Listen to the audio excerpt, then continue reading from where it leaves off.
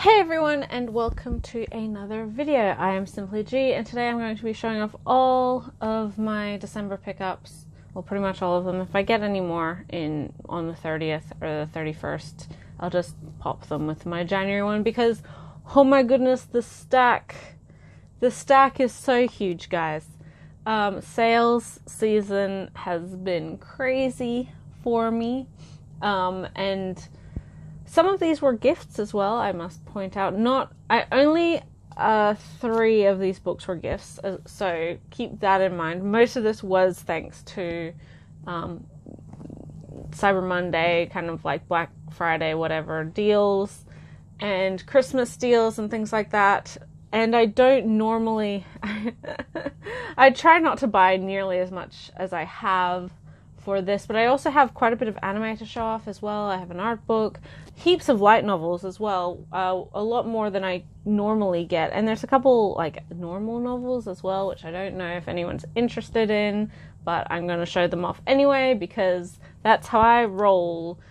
So yes, hopefully this video shouldn't be too long, but I apologize in advance if it is. I hope everyone had a wonderful Christmas or holiday season, whatever you celebrate. And I hope everyone has a wonderful New Year's once that rolls around, because it's just a couple days away from now. And bring on 2020 is what I say. Yeah, nice to have 2019 pretty much done and dusted.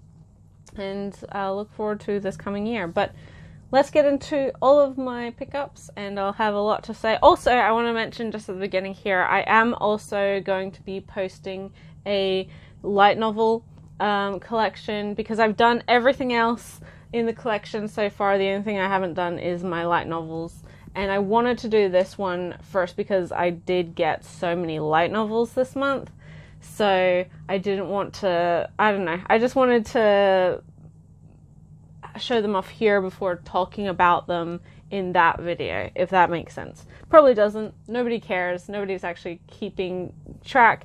Also, I want to just thank everybody who's been watching those collection videos. It's just way too much. I know that it's ridiculous, and currently it's over 29 hours worth of content, so I do not begrudge anyone who's just avoided that whole mess, because seriously, that's a lot.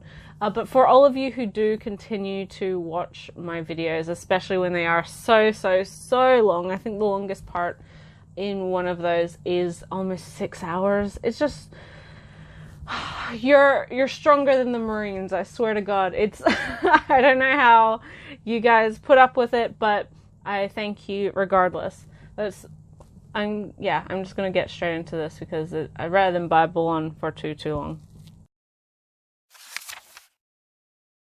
So first up, I got an art book for a series that I've been enjoying this year. I'm looking forward to the manga English release. I'm looking forward to having the anime on disc, because it is a series that just came out this year, and I think really captured a lot of people's attention who are fans of this particular genre. And this is Given, Natsuki Kizu's BL manga about 2 high school boys and sort of the band that they're in. Music and relationships and drama is sort of the main focus of this particular series. It's really good. I think this is the most recent example of what I would call a approachable BL. I find that a lot of BL that find its way to becoming animated tends to be stuff that isn't necessarily what I'd like to say is indicative or representative of the best in the genre. There's been good stuff. Jokusei is a great example of some very solid BL anime, and although I do have issues in that it is quite tropey, Love Stage is pretty harmless and fun, but a lot of things like the Junjo Romanticas, Super Lovers as well, are kind of the worst, and they seem to be the sort of the most popular types of BL manga that do get anime adaptations. So the fact that this story, got a really decently done full series as well is really exciting, and it was really good. And I think a lot of people fell in love with it. And Sublime has licensed the manga, so we will be seeing it in English. It's great. Really liked it. Beautiful art book, and there's a couple different editions of this one. I think this is just the regular edition. So picked it up when I found it on Mandarake, and yeah, obviously it's here now, and it's very beautiful. Next are the novels that I picked up this holiday season. This is a series that's very near and dear to my heart. These are a newer edition of them. I didn't actually own a copy of this series, which is sort of not surprising, but sort of horrific, because I love it a lot, and I did kind of get inspired to reread it over the last year, which I have, and I only have the first 4 books of this series, because this was, I guess this is kind of the main story books of this series, and this edition, or these 4 books, got an illustrated all-in-one edition last year or the year before. So these are the separated books of that have the illustrations in them. But I am probably going to be picking up another one of the older releases just to have the full 6 books. So this is Ursula Le Guin's the book, or Earthsea cycle. So we have A Wizard of Earthsea, we have The Tombs of Atuan, which is the 2nd book.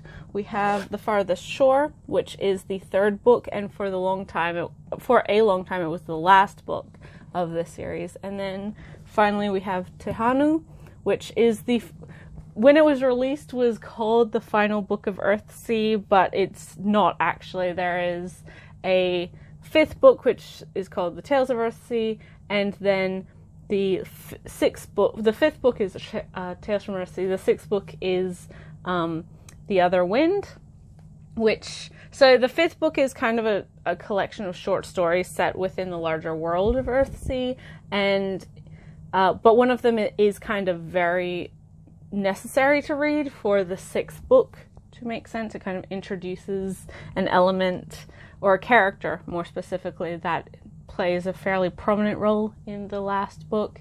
I adore this series. If you're not familiar with Earthsea, you may be familiar with that title thanks to the Ghibli film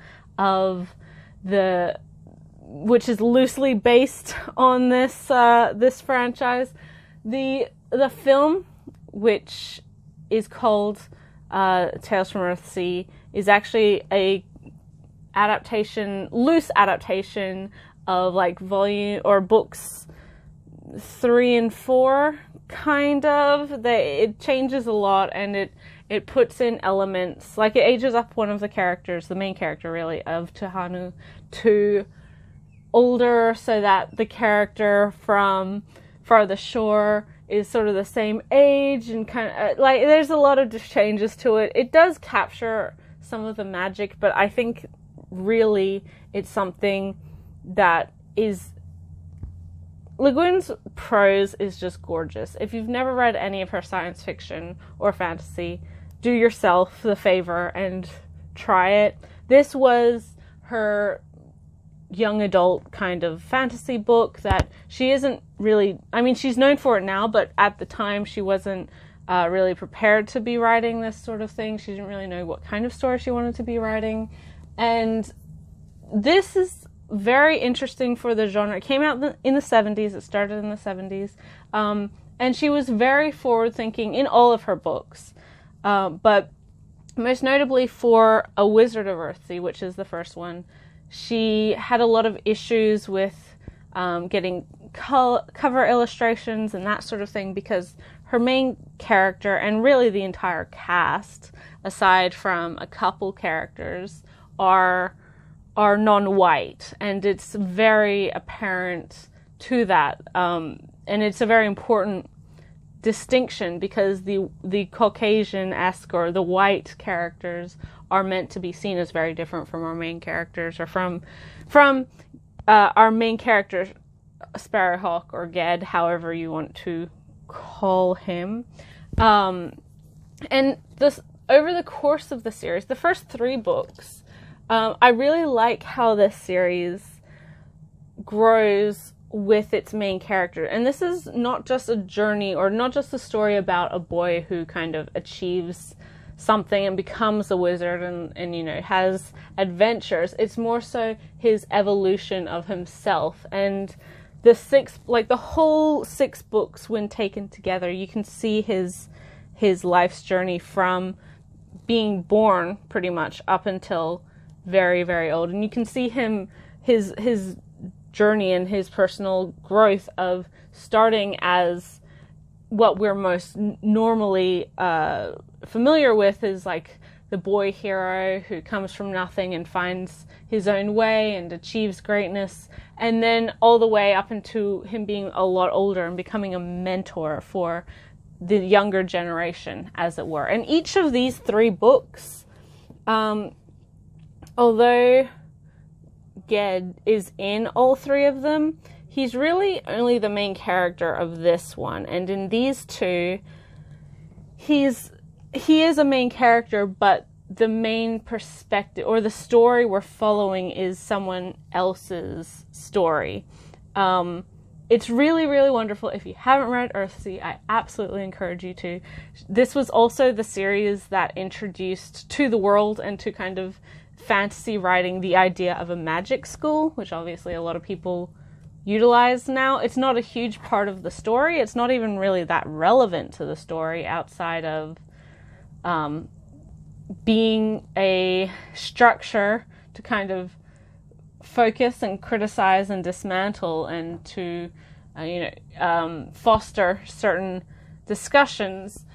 It doesn't play a role in the story like, you know, Hogwarts does or something like that. But it's like that was totally new when this series, like, that was a totally unique idea when this series was coming out. And it's really interesting to see how much of fantasy has been influenced by this particular series, and especially YA fantasy.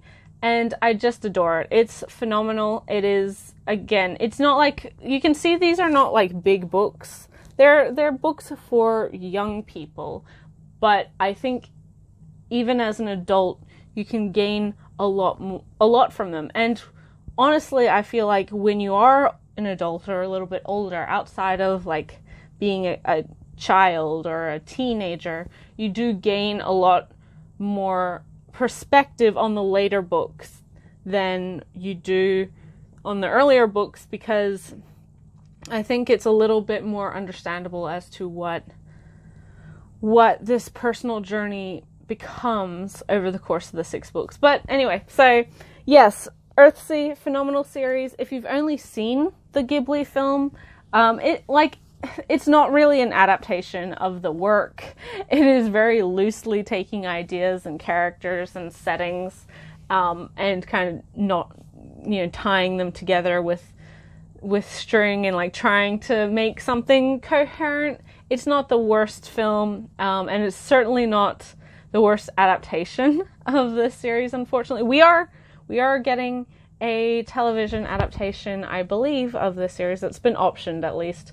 And I look forward to it, because I do think that this story could make a really solid television series if somebody who cared enough about it put the effort into it in preserving what makes it important. Because this isn't really a story that glorifies action. There's no grand armies. There's no huge war. There's no really bombastic magic or anything.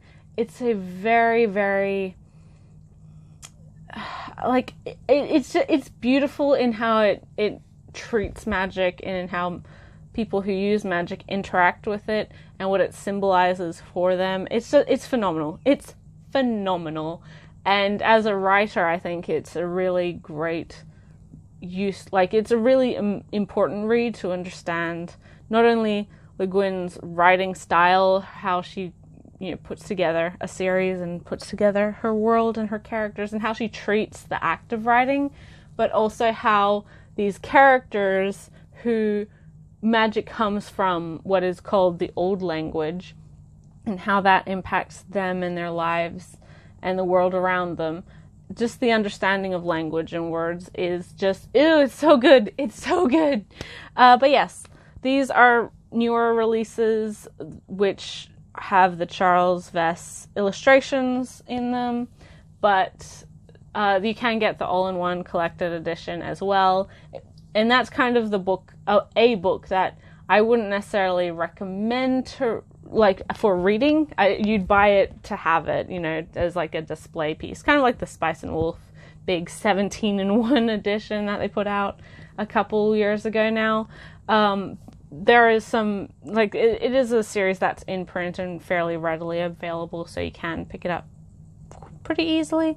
But yeah, Ursula Le Guin's Earthsea Cycle, incredible must-read for fantasy fans and even non-fantasy fans.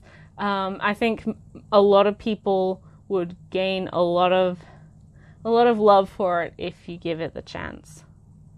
So next I'm going to start on anime, and I'm going to start with one that I haven't actually opened from the plastic just because I wanted to show something off. Okay, so when the series first came out, it got a local release from Madman Entertainment, who's sort of the largest anime distributor and licenser here in Australia. It was readily available for years and years and years, and then when I think Madman, it kind of went out of print, because as all series eventually will do, but I think it was spurred on by the partnership between Madman and Funimation. So what's happened is that Funimation, everyone knows who Funimation is, obviously. But over the last couple of years, they've expanded their distribution to both the UK and Australia. So, like, obviously the other largest English-speaking markets. So they have their releases, but being released, and them releasing these series for Australian and UK audiences. And I wanted to see if they actually put the effort into, because for us and for the UK as well, we have a couple different, I guess, laws and regulations you have to do before you can just release a show. So we have, here in Australia, we have like the ratings guide, and in the UK it's the BBFC. I can't remember. Anyway, doesn't matter. So basically, you have to get in the US as well, you have to get a rating for your whatever you want to put out, but you don't have to plaster it on like all over it. You just kind of put the rating of the series on the back, unless it's, you know, extremely explicit pornography or something. But I don't know too many people who buy kind of hard disk releases of their porn. But in Australia, we have to have a very obvious ratings logo on all sorts of disc media, video games, movies, TV, whatever. In the UK, it's a less large, but still obviously placed ratings logo as well. And I wanted to see whether or not Funimation was printing like new covers or inserts for that or not, and like how they were going to get around it. So this is a Australian release from Funimation, and I also wanted to see kind of if they'd partnered with Madman, so to basically just re-release the edition that Madman already had. So in answer to my question, basically no. They just took their newest release of this, which is the Classics edition, and stuck a sticker on here so you can see it just has the ratings logo on there. And then once you open this, once you take the plastic off, then that sticker is no longer there. So it's basically just the US release with an extra sticker on it, because obviously the Funimation digital copy is on all of these newer Funimation releases. So yeah, that was an interesting little escapade. But basically it means that I would expect that 99.999% of Funimation's releases from here on out will be Region A and B here on the Blu-rays. So it will be available to watch in pretty much most countries, most regions, countries, region, I should say. And so, yeah, I think it's kind of the toss-up of, do you want to buy these releases locally, which might be a little bit cheaper considering shipping and considering exchange rate and whatever else, or also considering sales from that as well, or do you want to buy it from the US? So it just depends, and it kind of puts into perspective for me, like, whether or not I want to be buying locally versus not, whether I'll be able to pick up certain Funimation releases from Australia and not have to pay shipping, but also not necessarily getting the sales or the deals that I would if I bought them online. It just gives another element to my collecting behaviors, I guess. But as you can see, this is Full Metal Panic Fumoffu. Sort of obviously the more recent release of the series. This is the one season of, well, actually I still need the 4th season as well, but this is the season, the KyoAni season, that I did not own yet of Full Metal Panic. This is a kind of a comedy spin-off or reimagining of the Full Metal Panic series, which is a comedy action drama about a high school girl and a child soldier who becomes her bodyguard because she has some kind of weird power that gives her vast knowledge of things in relation to engineering and that. And they live in like a world where mechs, or ASs as they're called, exist. It's like an alternate timeline to our world where the Cold War happened, like it was basically became World War III, I think, and so like this history split off and did its own thing after that point. But yeah, this is like the comedic spin-off. I think it's based off of a manga, in fact, where it's these characters doing goofy, dumb things in their day-to-day kind of school life, rather than a lot of the mech kind of drama, kidnapping, military battles that is the main series. This is kind of also my least favorite of the entire franchise. I have been reading the novels, which I think are interesting, although the author has had some pretty questionable things he's been tweeting recently. So, but the novels are being released by J Novel Club. They are being released in hardback omnibuses, so you will be able to own the entire series if you so wish. It's a very popular franchise. And you may notice on here we have this character who is like a character in the author's other main series, which is Amagi Brilliant Park. Yeah, it's just like a kind of insert. This predates Amagi Brilliant Park. Maybe. I don't know. I don't remember. It doesn't really matter. But yeah, I like with the other Full Metal Panic series, and a lot of my pickups in this video and in previous videos, I'm trying to buy all of the Kyoto Animation shows that I can, just to be able to have them, obviously after the huge tragedy that occurred this year with their studio. So yeah, I mean, what else to say? It's not really, like, this isn't really my sort of humor. I find I haven't watched it in absolutely years, so it may be time to refresh myself on it, but I didn't find it particularly humorous. There were some things that were funny, but most of the jokes were kind of like, oh, that was dumb. Okay, cool. Just not my type of humor, but as wanting these KyoAni shows and kind of also being a completionist as well, I decided to pick it up. So, yeah.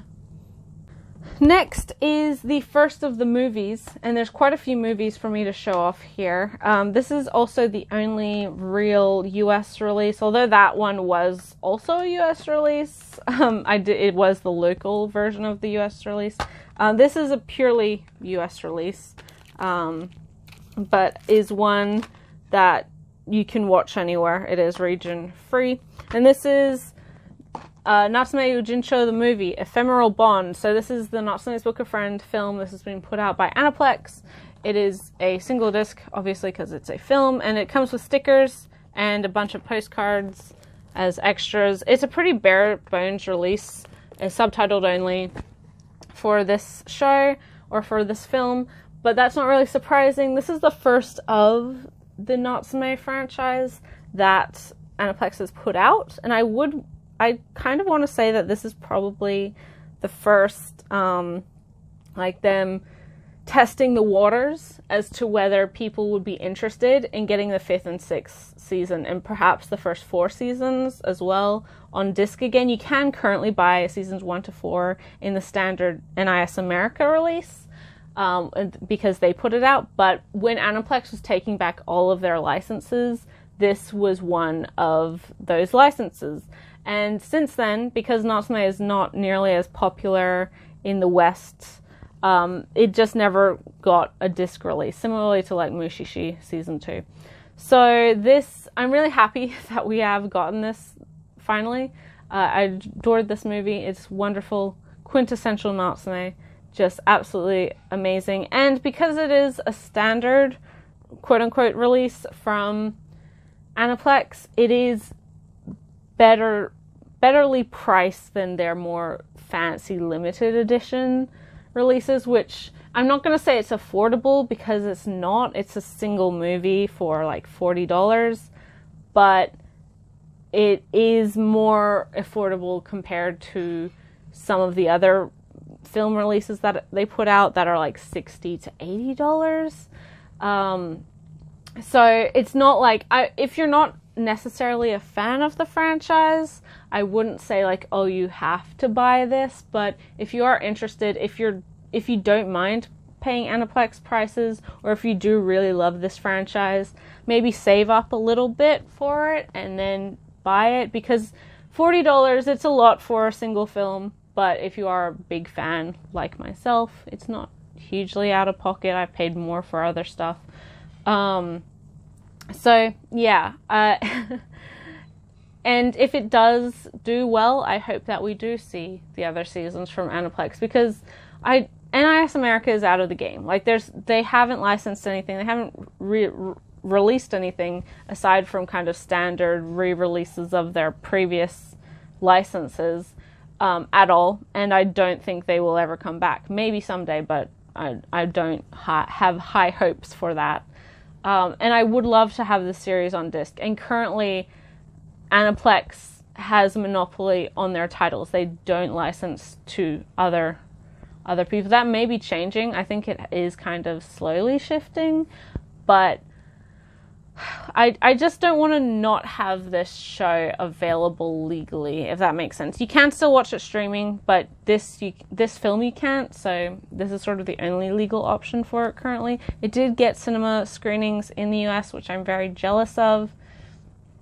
So yeah, and this is a original, self-contained film about, obviously, Natsume, and he runs into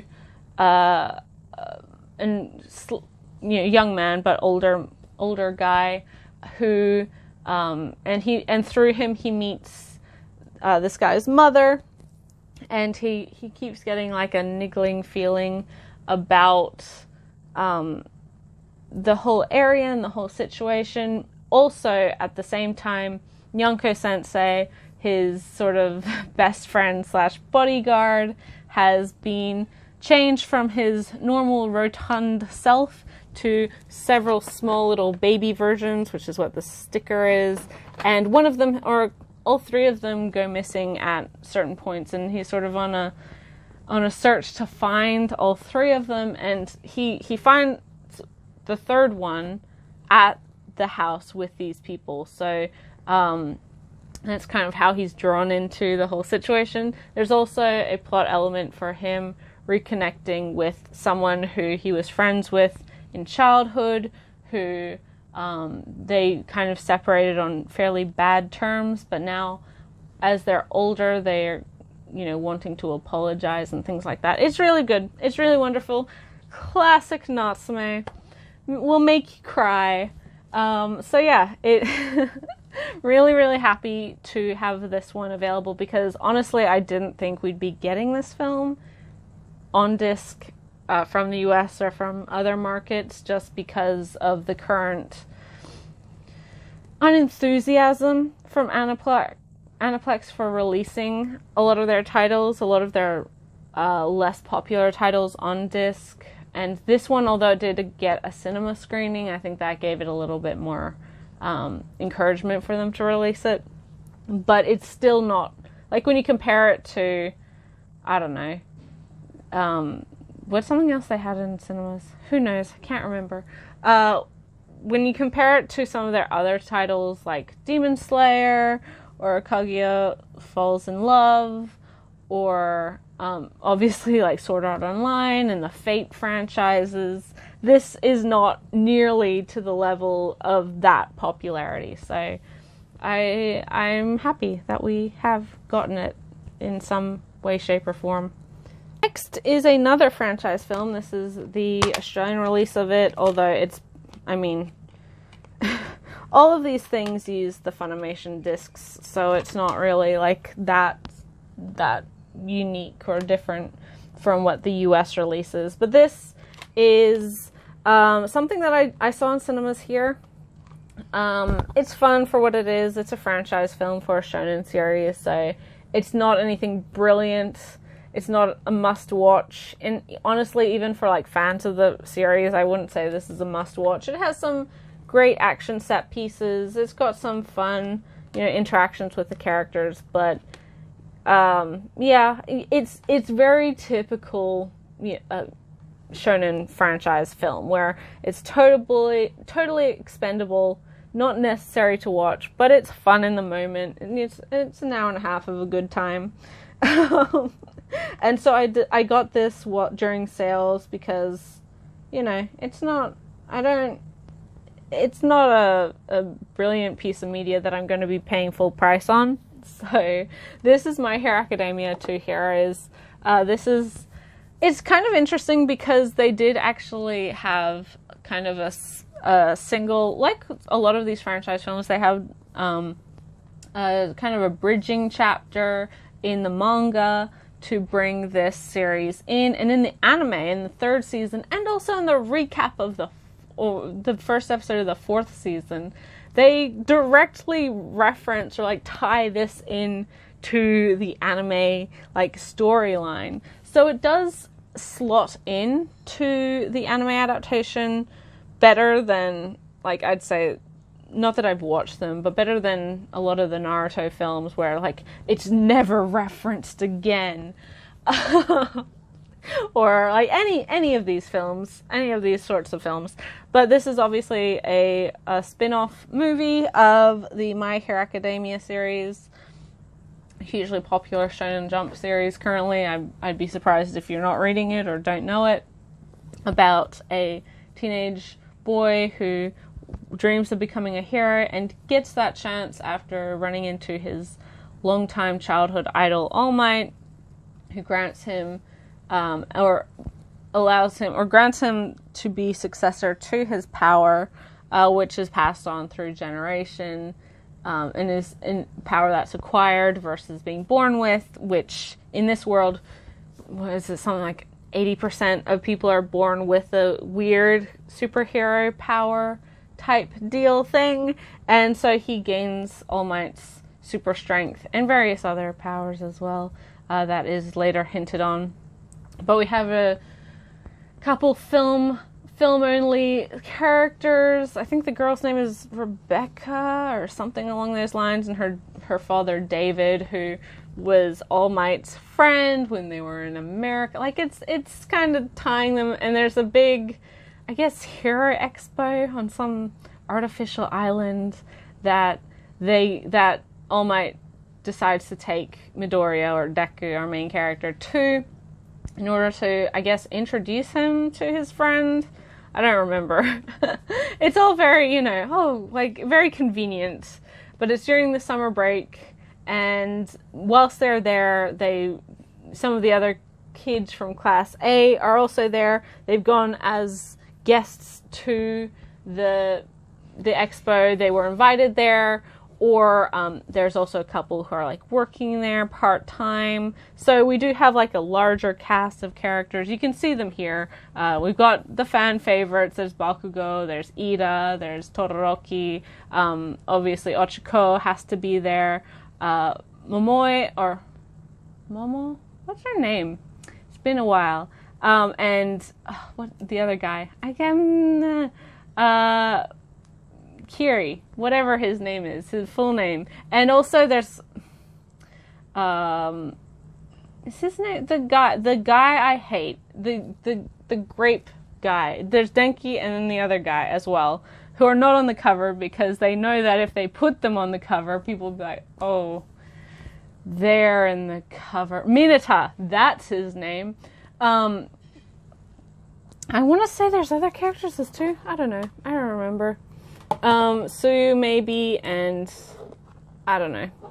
But there's, yeah, so we have kind of the whole cast here. If I take this disc out, Jiro's there.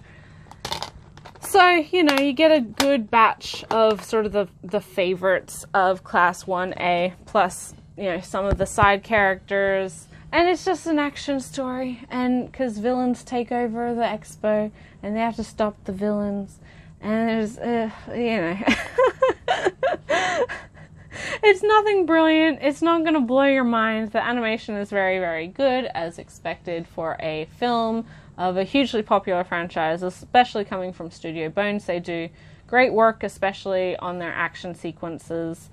So yeah, I mean, not much to say aside from it's a fun time, and I'm glad that I got it on sale, because it's not a film that was like super duper high on my priority, but again, kind of being a completionist, it's nice to have it, so if I do want to rewatch it, you know, I can. It's just like a lot of these shonen franchise films, I like the characters enough that I'll be like, yeah, I'll watch them do some dumb action shit for an hour and a half. It's not too offensive or anything like that. Plus, it's, yeah, I don't know. It's like, obviously all of these films are ultimately pointless. They introduce like new powers and new characters and new tech and whatever, and then it's completely forgotten. It's never used again, because obviously it's just something that was introduced for convenience of plot in the film, so you're never actually really gaining anything substantial from these types of movies, aside from watching your favorite characters interact, and it does that exactly as you'd want it to, exactly as you'd expect it to. Plus, in this particular film, you get to see all of your favorite characters in formal attire. So a bit of fan service there for anyone who's interested. And yeah, you know, My Hero Academia is hugely popular. They have another film that's just started airing in Japan, so I'm sure we'll see that in cinemas and on disc in due time. Until then, you know, I picked this one up. Now, I mentioned Ghibli earlier in the video, and this is a Ghibli film. Not the Ghibli film I was talking about, but it is one that was the last one I needed for my Ghibli collection. So, yeah, that's cool. I got The Cat Returns by Hiroyuki Morita. This is sort of a loose spin-off sequel, kind of, to my favorite Ghibli film of all time, which is Whisper of the Heart. This is a story of a teenage girl who kind of gets drawn into the world of cats, and has to solve a problem for them there. They have a very unruly leader, king something, and the cat character, the Baron cat character, this guy here, is sort of a incidental part of the plot in Whisper of the Heart, which is what like draws the two films together. Otherwise, they don't really have any kind of actual crossover. This is like, it's a fine movie, but it's definitely one of the Ghibli films that I don't necessarily regard as, you know, must-watches or must-haves. And it also never, it's always like full price. Wherever you go, it's always full price. So the fact that it actually went on sale during like Cyber Monday sales was crazy cool. Like, I got it for half price, and I'm like, thank God, because I have been literally waiting for years to get this film, because I wasn't willing to pay the $35 that is full price for this film. Yeah, it's not my favorite. I do have a friend who it is her favorite of the Ghibli films, and I'm just like, oh, okay. Like, maybe she really likes cats, but I don't know. It just lacks something that a lot of other Ghibli films have. It kind of lacking a critical piece of, I don't know, atmosphere or some sort of element that would really hook you in, or at least for me, like, it doesn't have quite the right magic for a Ghibli film. I don't know. I'm being very critical of a film I haven't watched in 10 years. So again, like with Fumufu, maybe this is one for me to rewatch sooner rather than later. But when comparatively to a lot of the other Ghibli films, I do think this is one of the weaker ones, and I would actually say that Earthsea is stronger than this one, which is kind of a controversial statement, maybe. So yeah, The Cat Returns. It's a fun time, kind of a distraction for the period of it. If you like cats, then hey, you're gonna get a lot of them. And our character, like, it's sort of a very Alice in Wonderland-esque type of story where she goes to the world of cats and she actually starts to look like a cat. And I think it's, if she doesn't stop whatever's happening, she'll stay a cat forever. I don't know. It's been a while. It's been a while since I watched it. But it is, like, it's good. It's fine. It's a kid's film. Yeah, what more do you want? It's not really meant to be critically analyzed or anything like that. And it's very fun for what it is, but, you know, not my favorite. And thus was the very last Ghibli film that I decided to get. And so now with this, my Ghibli film collection, as of current Ghibli releases, is now completely finished. It's done. I have all of them, aside from Ocean Wave, so we don't talk about that film on this channel. And yeah, really happy to finally have this years-long goal completed right at the end of 2019. Next is a Hiroyasu Ishida film, his most recent one, I believe. And this is a film I also saw in cinemas, like with the My Hero Academia film, but this is Penguin Highway, which is an adaptation of a novel by Morimi, who we actually have the novel available in English thanks to Yenon, which is really wonderful. It's a great little book. You may be more familiar with Morimi's work via Night is Short, Walk On Girl, or the Tatami Galaxy. He also wrote the novels that the Eccentric Family anime is based off of. He's a very... in my collection videos, if you watch them, I talk about how I love his interpretation of Kyoto and the magic, and how he weaves sort of supernatural or spiritual mythology and Shintoism into his works, but also just the quirky characters and how these characters are tied to each other and interact with each other. He's really great at what he does. He's a great character writer. And Kyoto within his series really, or within his books, really becomes a character unto itself. But I will say that Penguin Highway is not...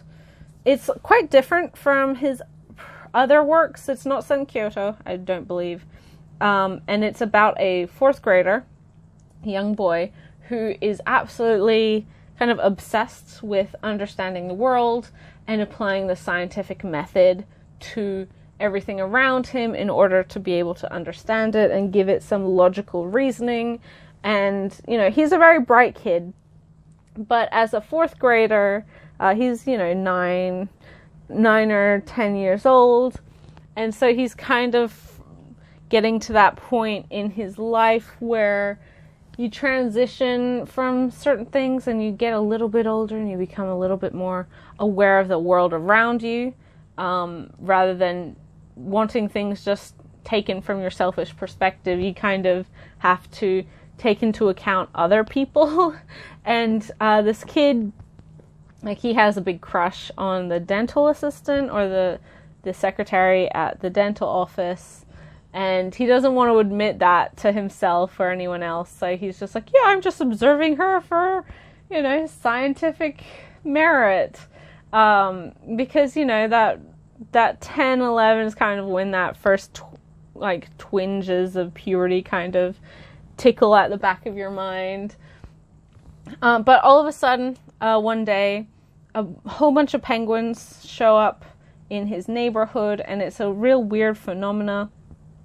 And he's trying to figure out the meaning behind it. And he gets together with some of his friends, some of the kids his own age, who are also interested in learning about the mysterious phenomena going around the town. Not just the penguins, but there's a really weird giant mass of water-like substance that the three of them, he and his two friends, discover in the middle of a field or middle of a valley.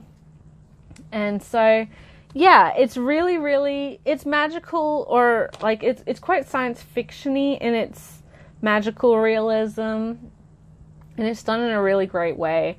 Larger allegories, as always, with this writer, and I think one of the largest aspects is this element of sometimes there doesn't have to be a logical explanation for things in life, and you have to have some kind of childish enthusiasm and imagination and explanation for things, because obviously the absurdity of penguins just showing up in the middle of Japan, so far away from where they normally are, that doesn't have a logical explanation that he can apply the scientific method to and break down, but it's happening. It obviously is there. And so this act of acceptance, not only of the world around you, but of yourself. And sometimes you can't apply rationale and logic in a very cold and scientific way to the world, and especially to the relationships you have with other people. It's really good. It's a fun time. I would say, having read the novel, I think it gives a little insight to this film, but I don't think you need to read the novel to enjoy the film. It's very, very good. And, wacky and creative and absurd almost, like Murakami's other work. So it's very in line with his writing, but it's not really the same setting or execution that, from the Western perspective or the Western exposure to his works would make you think. But it really, really solid little film. There's also a release in the US and I'm sure the UK and everywhere else. So I believe, I don't know if this one's dubbed, actually. I will tell you. Yes, it has English dub. So yeah, I watched it subtitled in cinemas, so I haven't watched the dub. I can't speak to how good it is, but it is a good little film, so I do encourage you to watch it if it sounds like your thing. Next is another film I saw in cinemas last year, or the year before, whenever it came out. It would have been last year, or the beginning of this year. And this is Mirai by Mamoru Hosoda, his most recent film. Mirai of the Future. Well, this is another book where we've gotten the English version of the novel, but I think the novel was written after the fact to this film. I don't remember. I haven't actually read the novel for this one, but we do have it, again, thanks to Yenon. But Mamoru Hosoda, I'm sure most people know thanks to his many films, most notably Summer Wars, Wolf Children, The Boy and the Beast, and of course The Girl Who Leapt Through Time. My favorite of his films is still, I like most of them, all of them. Summer Wars was really the first that I saw of his works, and I saw that in cinema. And since then, I've seen all of his works in cinema, this one being no exception to that. My favorite film is probably Wolf Children. The Boy and the Beast is very magical. Summer Wars is very, very fun. It's a great time, although people do make the Digimon comparison, understandably. I haven't seen the Digimon film, so I wouldn't know. And kind of The Girl Who Leapt Through Time is sort of the weakest of his films, but it's still really good. I just feel that it's too reliant on a franchise that English speakers don't have access to.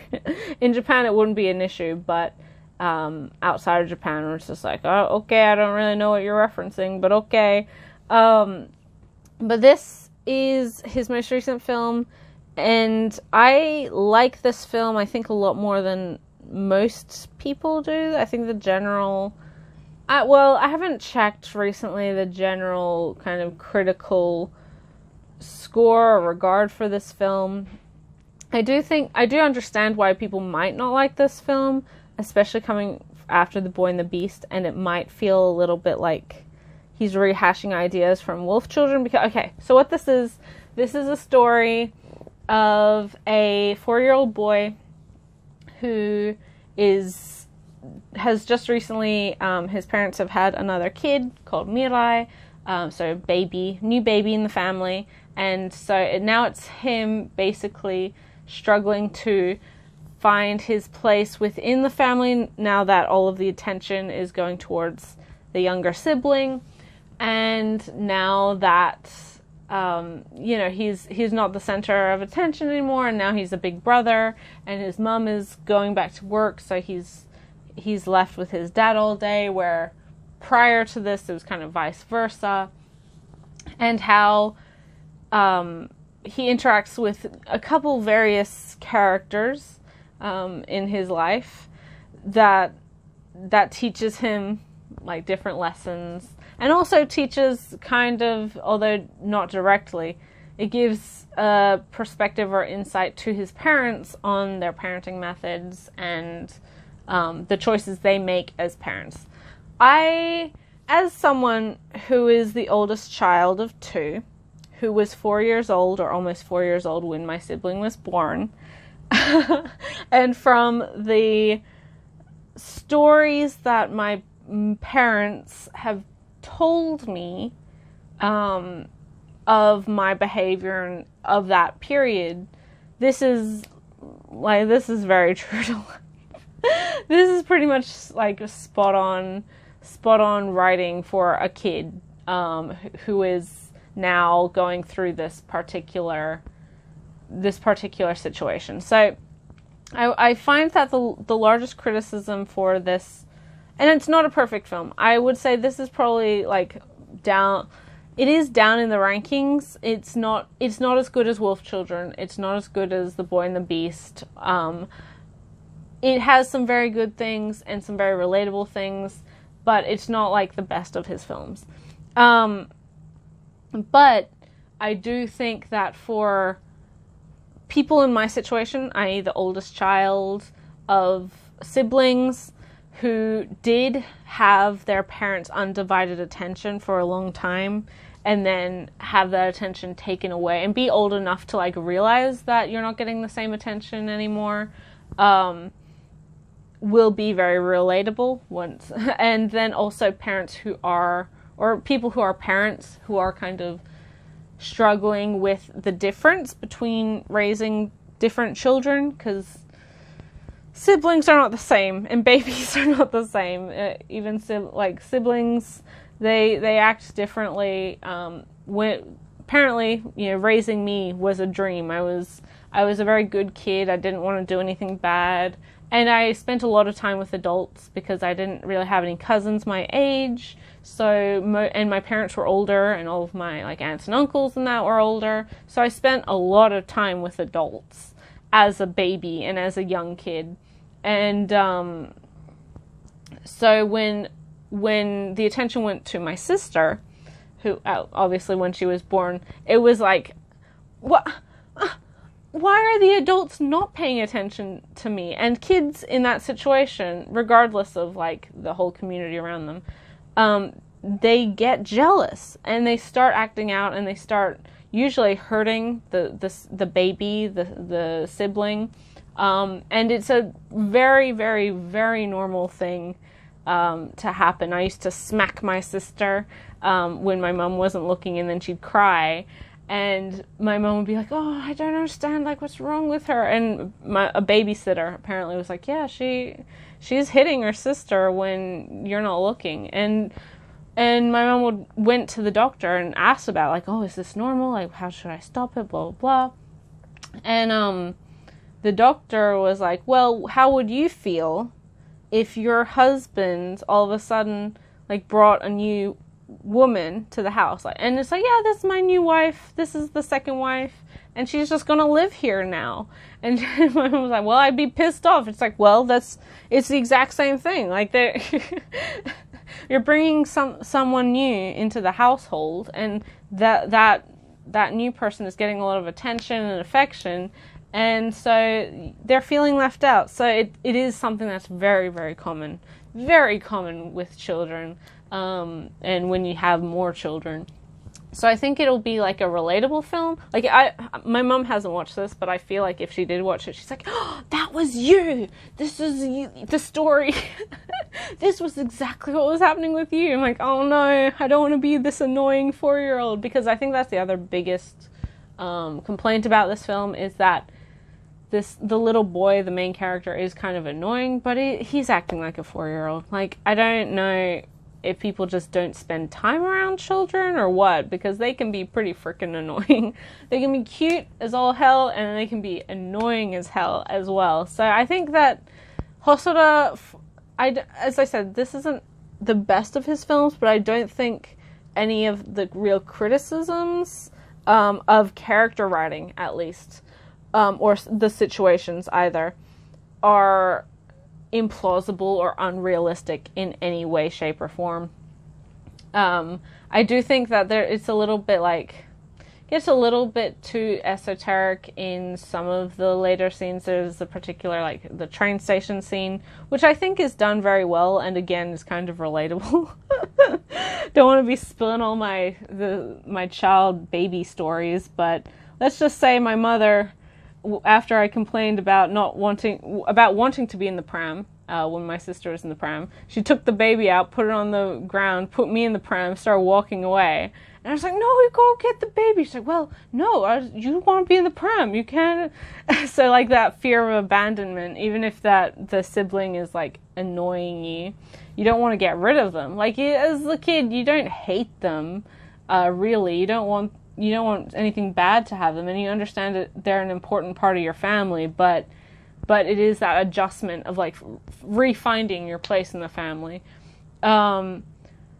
So there's things that I liked, there's things that I didn't like. I think some of the pacing could be tightened up here and there, but overall it's a fun it's a fun story about family and finding your place in family, and again, that, like, new member of the family and adjusting to that. So maybe relatable for some people, certainly relatable to me and my family. But I can understand why people might not get it, or might not like it, or might not want, like, they don't really have any relatability to it. So yeah, it is a decent film, and if you go into it knowing what it is, I think you'll get more enjoyment, or at least get more perspective of it, of what it's trying to do, than if you go in blind expecting, I don't know, another Wolf Children or something. Next is a older film, one that I'm basically just getting the Blu-ray for. I've owned the DVD version. I've owned a UK limited edition version with another film that I did sell off just because I didn't need the limited edition version. I'm fine with just the standard. But this is The Place Promised in Our Early Days, one of Makoto Shinkai's earlier works. I think this predates 5 centimeters per second. I can't remember. It came before or after it. Well, obviously. That was a dumb statement. But I it might have been where, I think this predates 5 centimeters per second just a little bit. This is the story of, again, like misconnections with the sci-fi element, which is very much Shinkai's bread and butter. It's about I think it's a boy and a girl, of course, but the girl is trapped in the school, or her high school, and there's kind of like a space-time distortion there, and they're trying to get, like, the government or whatever is trying to send planes in to study it and also to rescue her and I guess other people who are in there. But because of this distortion, she shows up in the dreams of her friend, and there's a lot of elements of flying and flight and planes, and of course music, more specifically the violin. So if you know a Shinkai film, it's got all of the elements. I really, before Shinkai kind of not got the popularity, because he's always been a popular director, but when his body of work was basically Voices of a Distant Star, this film, and 5 centimeters per second, and most people loved 5 centimeters per second, this film was my favorite of the three. It's not to say 5 centimeters per second it doesn't have some valuable, storytelling, and it doesn't mean it doesn't look fabulous, but this, I think, is the more compelling story to me, and again, this is one I haven't watched in years, but I really liked this one, and I think the narrative was structured in a better way than the three-part kind of, the three-part disconnected works of 5 centimeters per second, which, I still don't think is a super fabulous film. It was pretty impressive for the time, but I never thought it was like particularly phenomenal. But again, this is maybe because I find melodrama and like the manipulatively bittersweet Shinkai style of directing, or especially early directing, not like, I don't like it. So yeah, I like a lot of Shinkai's films. They're all gorgeous, obviously. But I wouldn't say that some of his more popular, like, honestly, like, out of all of his films, and I've seen all of them, Your Name is still, in my opinion, by far the best. It has the best structure, it has the best script, it has the best everything. Characters, it has the really good balance between the emotional, hard-hitting punches and then the humor and the actual plot, and it ties it all together, and it doesn't leave you feeling dissatisfied at the ending, which is another issue I normally have with his films. His most recent film, Weathering with You, is also really, really solid follow-up, and if we're ranking them, Your Name is at the top. Weathering with You would probably be number 2. The Place Proms in Our Early Days and Children Who Chase Lost Voices are kind of tied for 3. Garden of Words, I just dislike student-teacher relationships, so I was never going to really like that film. I wasn't attached to their relationship whatsoever, but it's gorgeous, like, it's a beautiful film, but, that's my own personal issue with it. And 5 centimeters per second is poignant, and Voices of a Distant Star as well is poignant, but I think those films need the manga or the novels to expand on them, and even then, you can feel, at least for me, you can feel like, or I feel like, that it's very much early work, and he was still kind of figuring out how he wanted to tell his stories, and how these stories and these characters would work and would act, and he was fairly successful, but now, in more recent years, he's got it. He's figured out what he wants to do. And I look forward to reading or watching more of his stuff. But yeah, Place Promised in our early days is a lot more on the sci-fi aspect, like Voices of a Distant Star was. It really, and surprisingly 5 centimeters per second. It really hammers home that kind of sci-fi element and using that as a crutch to tell this story of distance and misconnection and all of that. So if that sounds like your thing, then check it out. Otherwise, I'd say his more recent works are definitely the stronger overall films.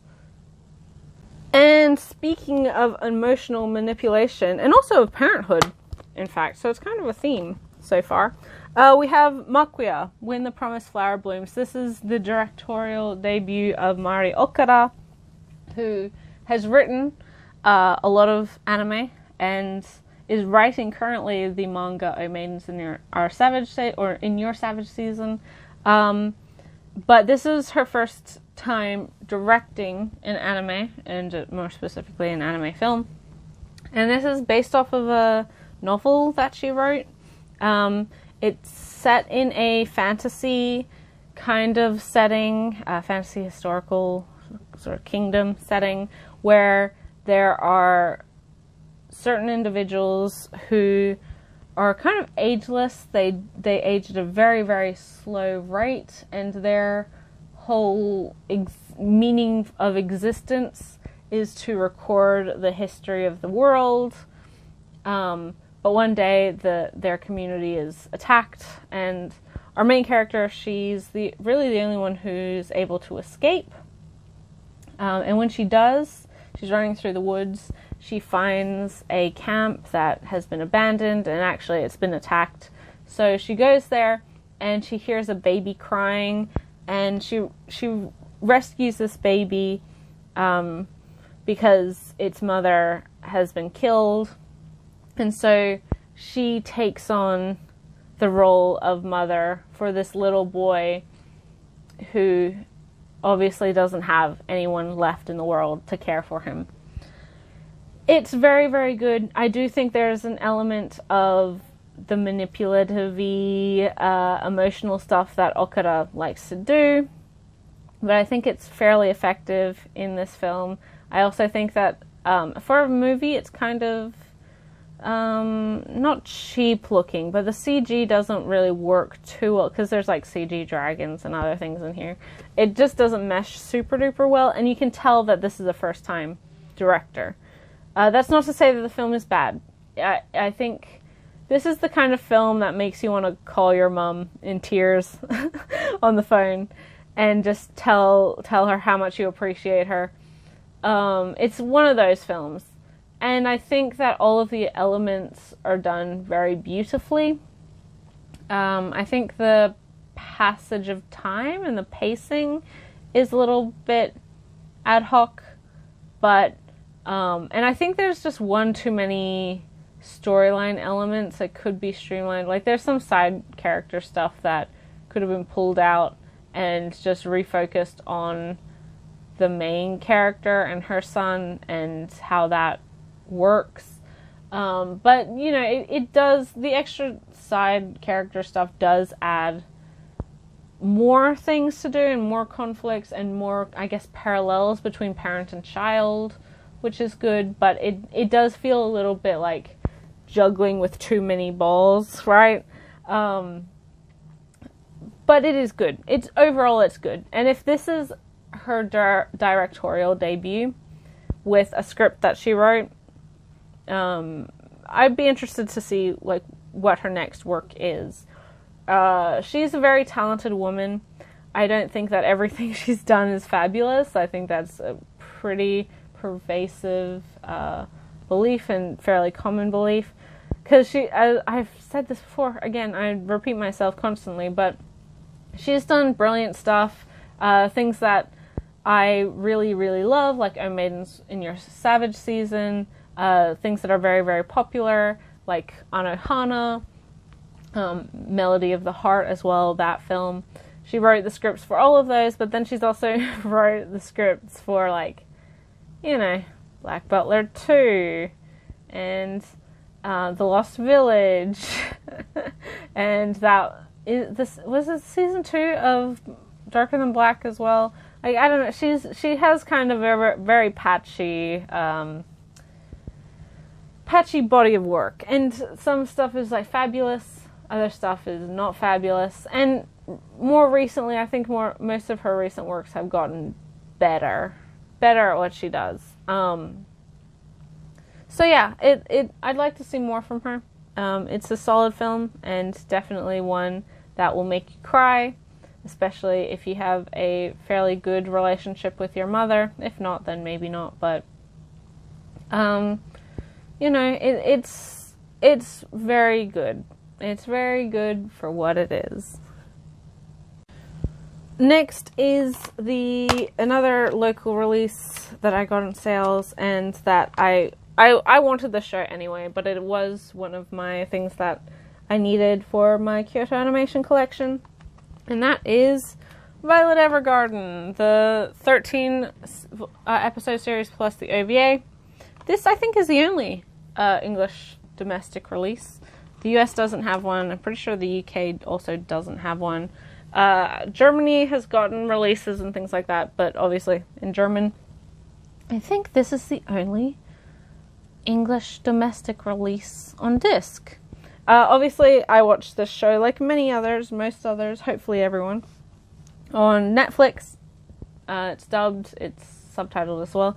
Can't remember if I watched it dubbed or subtitled. Doesn't matter. But this is a beautiful film.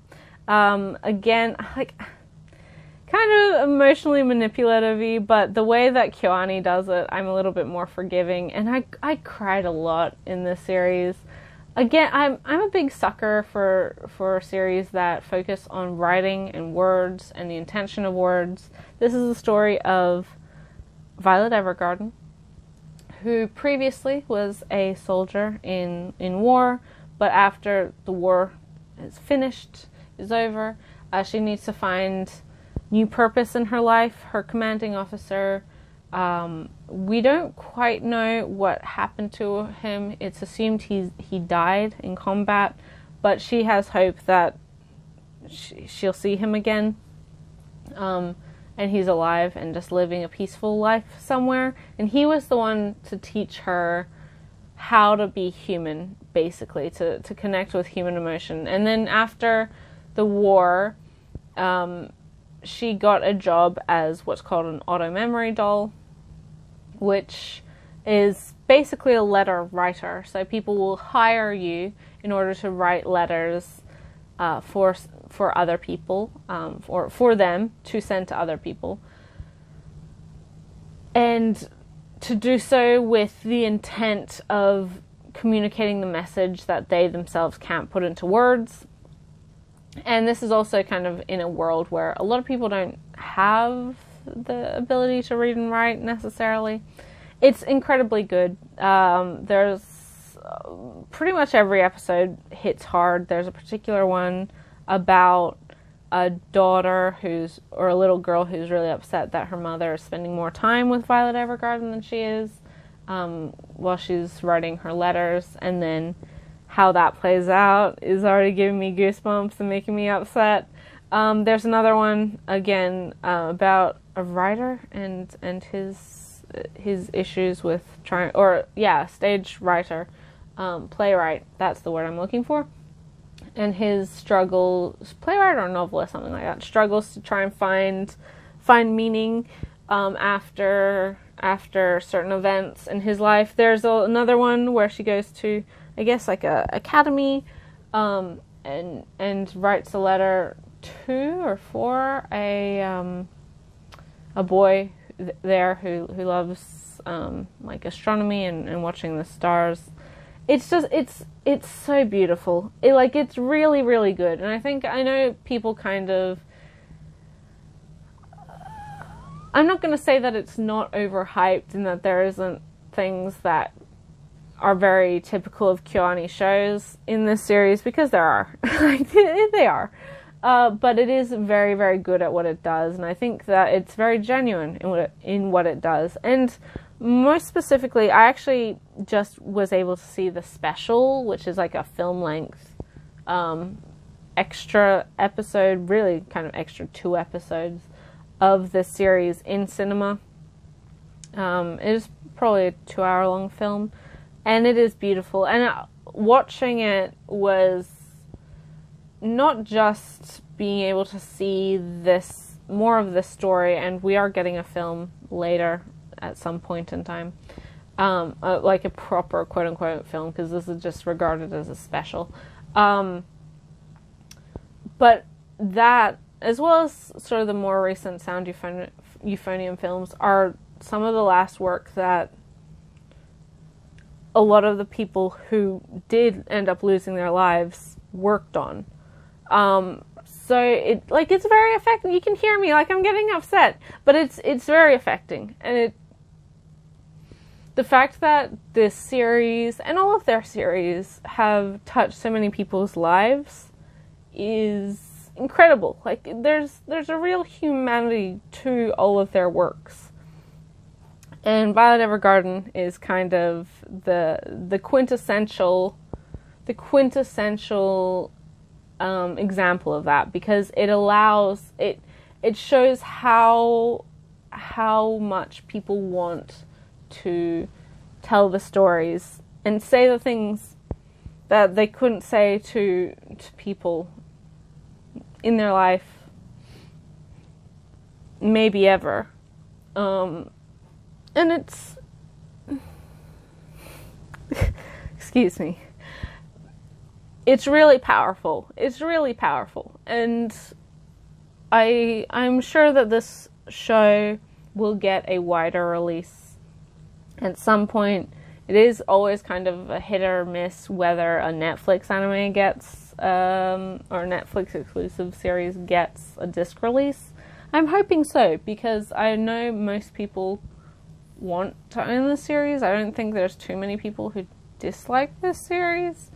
They, again, may think it's overhyped just because everyone was gushing about it once it was released. And I think this is the first Netflix anime that's gotten a disc release, insofar as, like, being one that's... Seven Deadly Sins as well was one, so that was probably the first. This is it. Only Australia has it, so I don't know what the deal is with that. But I'm looking forward to owning the film, or the special, I guess, that I saw in cinemas. I'm looking forward to the film whenever that comes out, because obviously, you know, I'm not upset that their projects have been delayed. It's like very understandable why. But it's very beautiful, and I think this one is one that I'm gonna force my mum to watch soon, because this is the kind of thing she likes. But she'll be upset because she'll be crying every episode, and she'll be like, "How dare you make me watch this?" I'm like, "'Cause it's really good." And she's like, "I know it's really good, but now I'm just crying." And I'm like, "No, it's cathartic." So yeah, Violet Evergarden. Give it a watch on Netflix if you haven't. Otherwise, yeah. Finally, for anime, we've reached the end. Holy moly. This is a series I've owned in a couple different formats, mainly the Australian DVD release, because that was the only release that it had for a long time. Then Funimation put it out on DVD and Blu-ray, but subtitled only, and now they've put it out on Blu-ray with subtitles. And I just bought the Australian release of the new release. And that is probably for people who are familiar with releases and that. This is Nichijou, or My Everyday Life, or My Ordinary Life. This is another Kyoani show. One of my absolute favorites. I adore this show. It is so funny. It is so funny. I mean, I've talked about before that comedy and anime and manga can be quite hit or miss, and dedicated comedic series, I I usually have kind of a different opinion than a lot of the popular, like, obviously I'm not a huge fan of Fumofu. I also don't really like Lucky Star a huge amount. I don't find Melancholy of Haruhi Suzumiya particularly funny for quite a few of those gags, but it is, like, it's overall, like, pretty fun time. But this is, like, legitimately funny. I laughed so hard at so many points, and this, I mean, I think a lot of people are more familiar with this show now just because it's gained a lot of meme status. A lot of the jokes have become very well known online, which is good because it is a very funny series. It's fun, based off of a manga, the same name. Vertical put it out, I believe, and it's a 10-volume series. Vertical's also putting out this mangaka's other work, City, which is ongoing, and I think Helvetica Standard and Bold? Helvetica Standard Italic and then Bold, which are kind of also that have kind of been loosely adapted in this, are also available. This show is so funny. Oh my god, this show is so funny. This is about kind of the ordinary lives of a bunch of high school students, but most notably this group of 4 girls here. One of them is a robot. You can tell she's got a giant key on her back, but she tells the professor, Hakase, who invented her and built her, I guess, that she wants to go to school, so she sends her to school.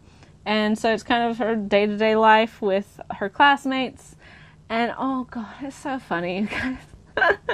It's funny and heartwarming and sweet and just bizarre. It's just a great time. It's a really, really, really great time. The teacher that has a crush on the nurse, or like one of the other teachers, and every time they talk and he gets like embarrassed or, you know, heartthrob, a bunch of bamboo just spurts, like grows from the, it's just like so bizarre but cute and funny. There's a sketch that you may have seen on Twitter, because it's like, you have to retweet, it's the last time you can retweet this, where one of the characters, she's eating melon bread, and the package is like, oh, expiry date is on the back of the bread, and she's already like halfway through it. She turns it around, and it just says like 201, so like 2019 or whenever, and and she ate the last number, so she doesn't know if it's in date or expired. Oh, it's so funny. It's so funny.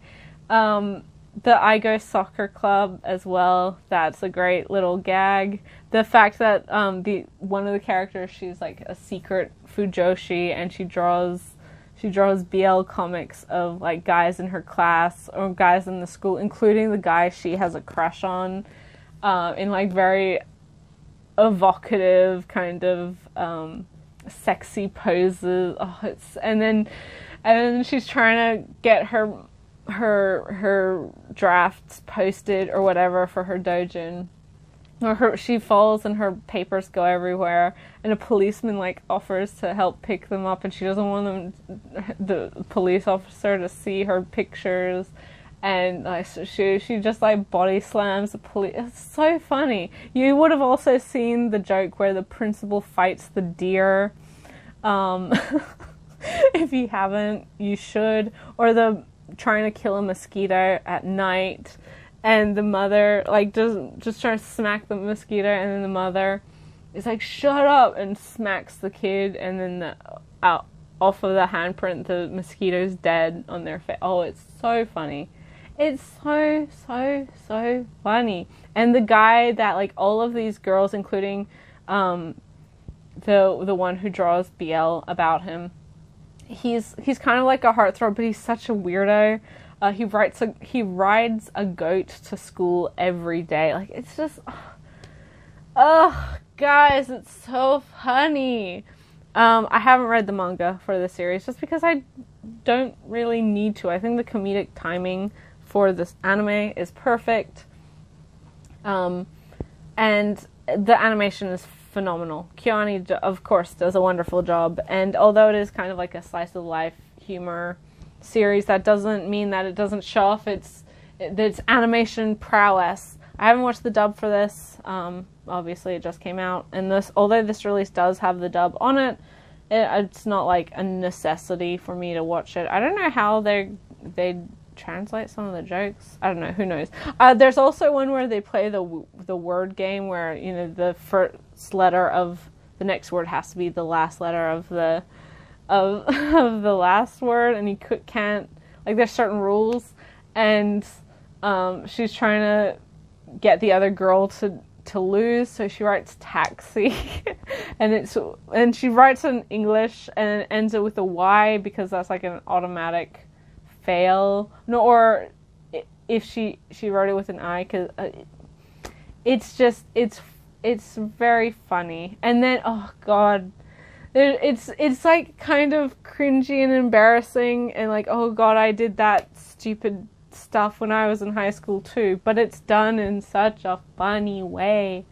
Yeah, it's a great series, and if you haven't tried it, then check it out. And this is one that, again, I feel like had a cult following because it wasn't legally available to watch for years and years and years after its release. Australia was kind of the first place to get it in English, kind of like with Violet Evergarden, subtitled only on DVD. And we had those releases for years before Funimation licensed it.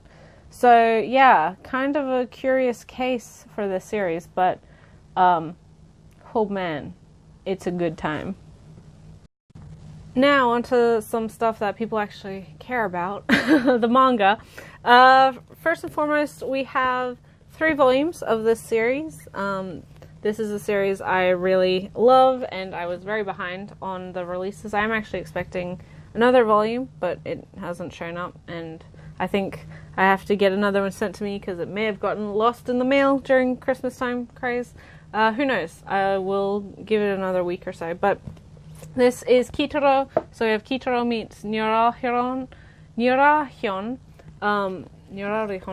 have Kitaro's yokai battles, and then Kitaro's strange adventures. All of these are by Shigeru Mizuki, obviously, and were released by Drawn and Quarterly. I've talked about Kitaro before on the channel as well as on the podcast. Episode 4, which is 3 or 4, about yokai manga. This is kind of the yokai manga. It's what started yokai manga, and Kitaro is a yokai boy who is kind of the in between between humanity and yokai, who, if you're not familiar, and you somehow wound up on my channel, yokai are kind of like Japanese spirits or monsters, ghouls, those types of things. And Kitaro normally acts as a messenger between the two sides, but it's a older series from the 60s, 70s. Very, very fun. It's a kids sort of horror manga in the style of like a Goosebumps type of story, where it's kind of creepy and spooky, but still goofy and fun and not too terrifying or anything. And Kitaro, oh my god, where did that come from? Kitaro is a kind of a, he's a little boy. He's a bit mischievous. But he's overall very fair. It's not going to be that humans are the ones in the right all of the time. And so it's sort of his daily adventures and interactions with the various yokai in the world or in his area and across Japan. And Drawn and Quarterly have been putting out these collected books, which are a hand-selected amount or portion of the original Kitaro manga to be released in these newer editions. They were picked by Mizuki himself as sort of his favorite and the best of his work, and the ones that he was proud to have translated and released in other countries. So we're not going to get the entirety of the Kitaro manga, but I feel like with this type of story where it's very episodic and kind of self-contained and also a little bit repetitive, you don't really need the entire series, especially if the mangaka himself isn't super duper, or wasn't super duper proud of every single chapter that was released. But Mizuki basically reinvented the yokai genre. He established it, but also he's so beloved and so prolific in Japan now that many of the monsters, or the yokai that he talked about, he popularized. He actually added some to the, popular culture. And everybody in Japan knows who Kitaro is. It's a very generational thing. Another thing I've mentioned before with this series is it's had an anime adaptation every single decade since it started.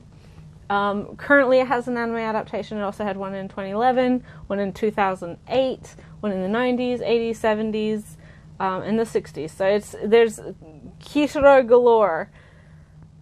He's a beloved character. He's I don't want to say he's the Mickey Mouse of Japan, because personality-wise they're kind of very different, but he does have that recognition. He's sort of more like the Dennis the Menace of Japan. But it's great. It's so wonderful to be seeing these new releases from Drawn and Quarterly. They did have an older, bigger release, but I think with all of the 6 or 7 of these books that have been released so far, we do have all of those stories that were included in that one. I don't know. I can't remember. But yeah, if you like yokai manga, if you don't mind older manga, if you like Mizuki's style, there's a lot of love that's been put into not only this release, but the translation. Zach Davison is the translator and was a good friend of Mizuki. So he has a lot of love for these characters, for these works. And you can really tell. You can really, really tell. It's a great time. Adorable, amazing. And just kind of a miracle that we are getting this very, very popular, beloved, revolutionary almost manga in English after so long. So please support it if it sounds like something that might be up your alley. Next, with Seven Seas manga, or Seven Seas general manga I should say, we have Volume 1 of Nicola Traveling Around the Demon's World by Asaya Miyanaga, sorry. This is a cute little slice of life supernatural story about a little witch who's traveling around the demon world with a demon who's kind of a traveling merchant, and her interacting with this weird world that she doesn't really have a place in, but learning more about it. And oh my goodness, it's wonderful. I love it a lot, which is not really surprising considering that this is a Harta magazine manga. It is an all ages manga, so it's one that's kind of suitable for kids. It's not really dark and depressing or anything, but oh my goodness. I also really enjoy Seven Seas is a particular thing where I don't know if you can tell so much on this, but it's actually printed in browns. It's not a black printing, which gives it a really interesting feel. I really, really love it, and I really like the interactions between our two main characters and the rest of the demon world, to Nicola and her finding things she can do there and learning more magic, because she's a witch, but she doesn't think she's a very powerful witch, because all she can do is summon flowers.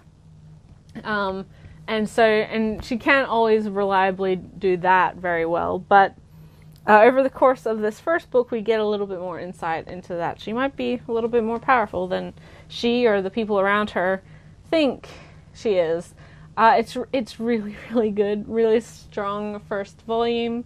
When this was announced by Seven Seas, just from the cover, I was like, oh, that's really interesting. It definitely, obviously has, as you saw, a pretty unique art style. If you like, although it's not exactly like this art style, it does remind me a lot of The Girl from the Other Side, and it has that similar kind of dynamic, as well as kind of a mix of Spice and Wolf type dynamic. Not romantically, but just the banter and how these characters who are traveling together, sort of tease each other and have fun together and all of these things. It's really, really, really, really, really, really good. And I look forward to volume 2.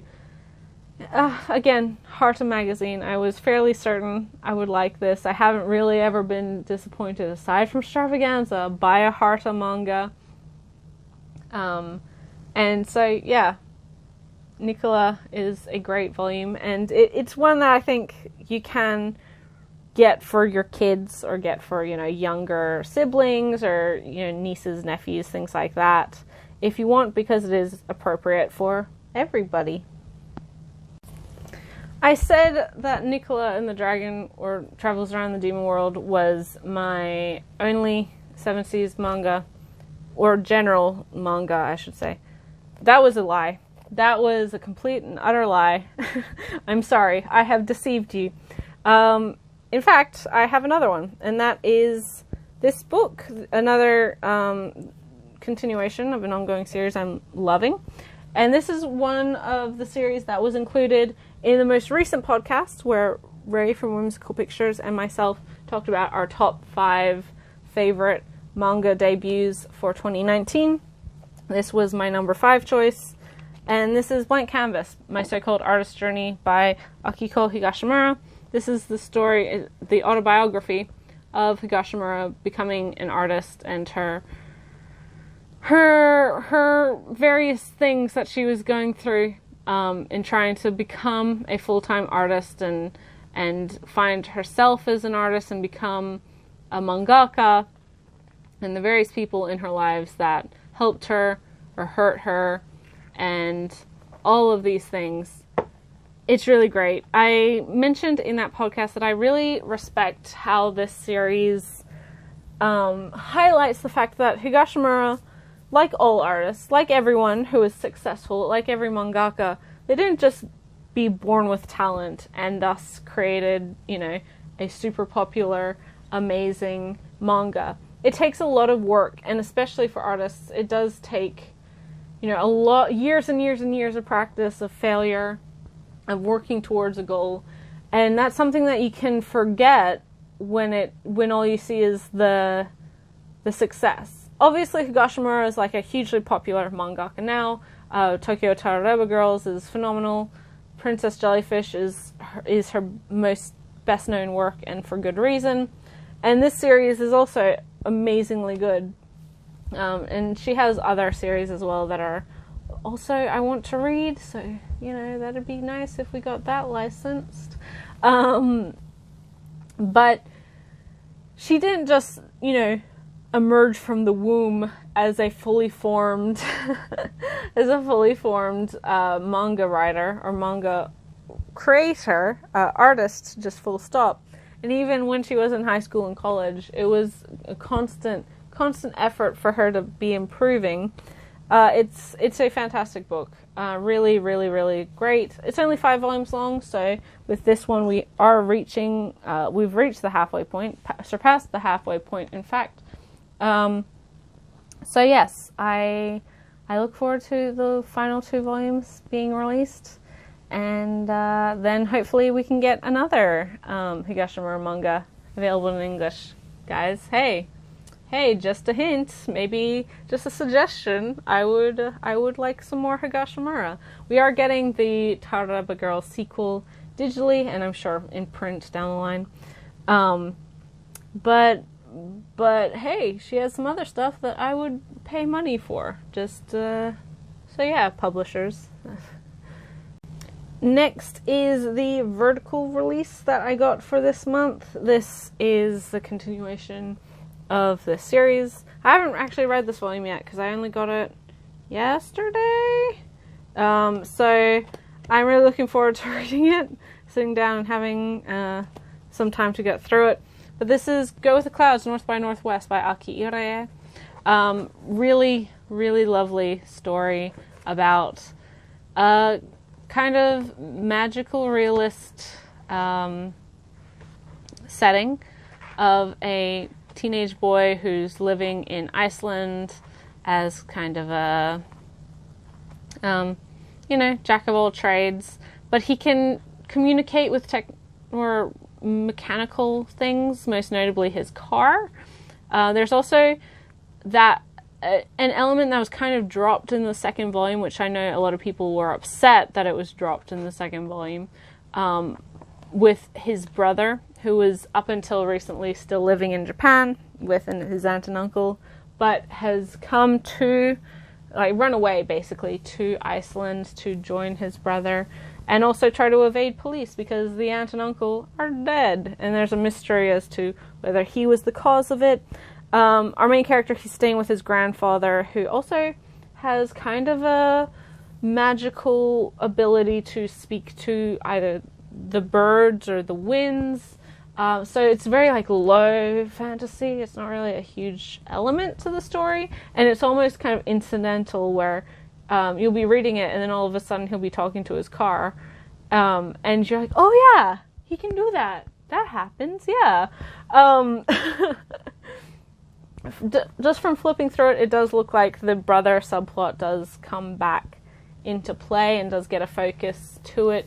Personally, I didn't have an issue with the second volume really focusing on Iceland and traveling around Iceland and learning more about this country, because for me, personally, when it comes to a manga that is set in a foreign country, both to the reader, for the most part, and the writer, that the setting itself, the country itself, can become its own character, and it needs its own time to be explored. This is definitely what I would call a quintessential, it's not purely this, but it does definitely have elements of isekai, or not isekai, but iashikai, or kei, which is healing series.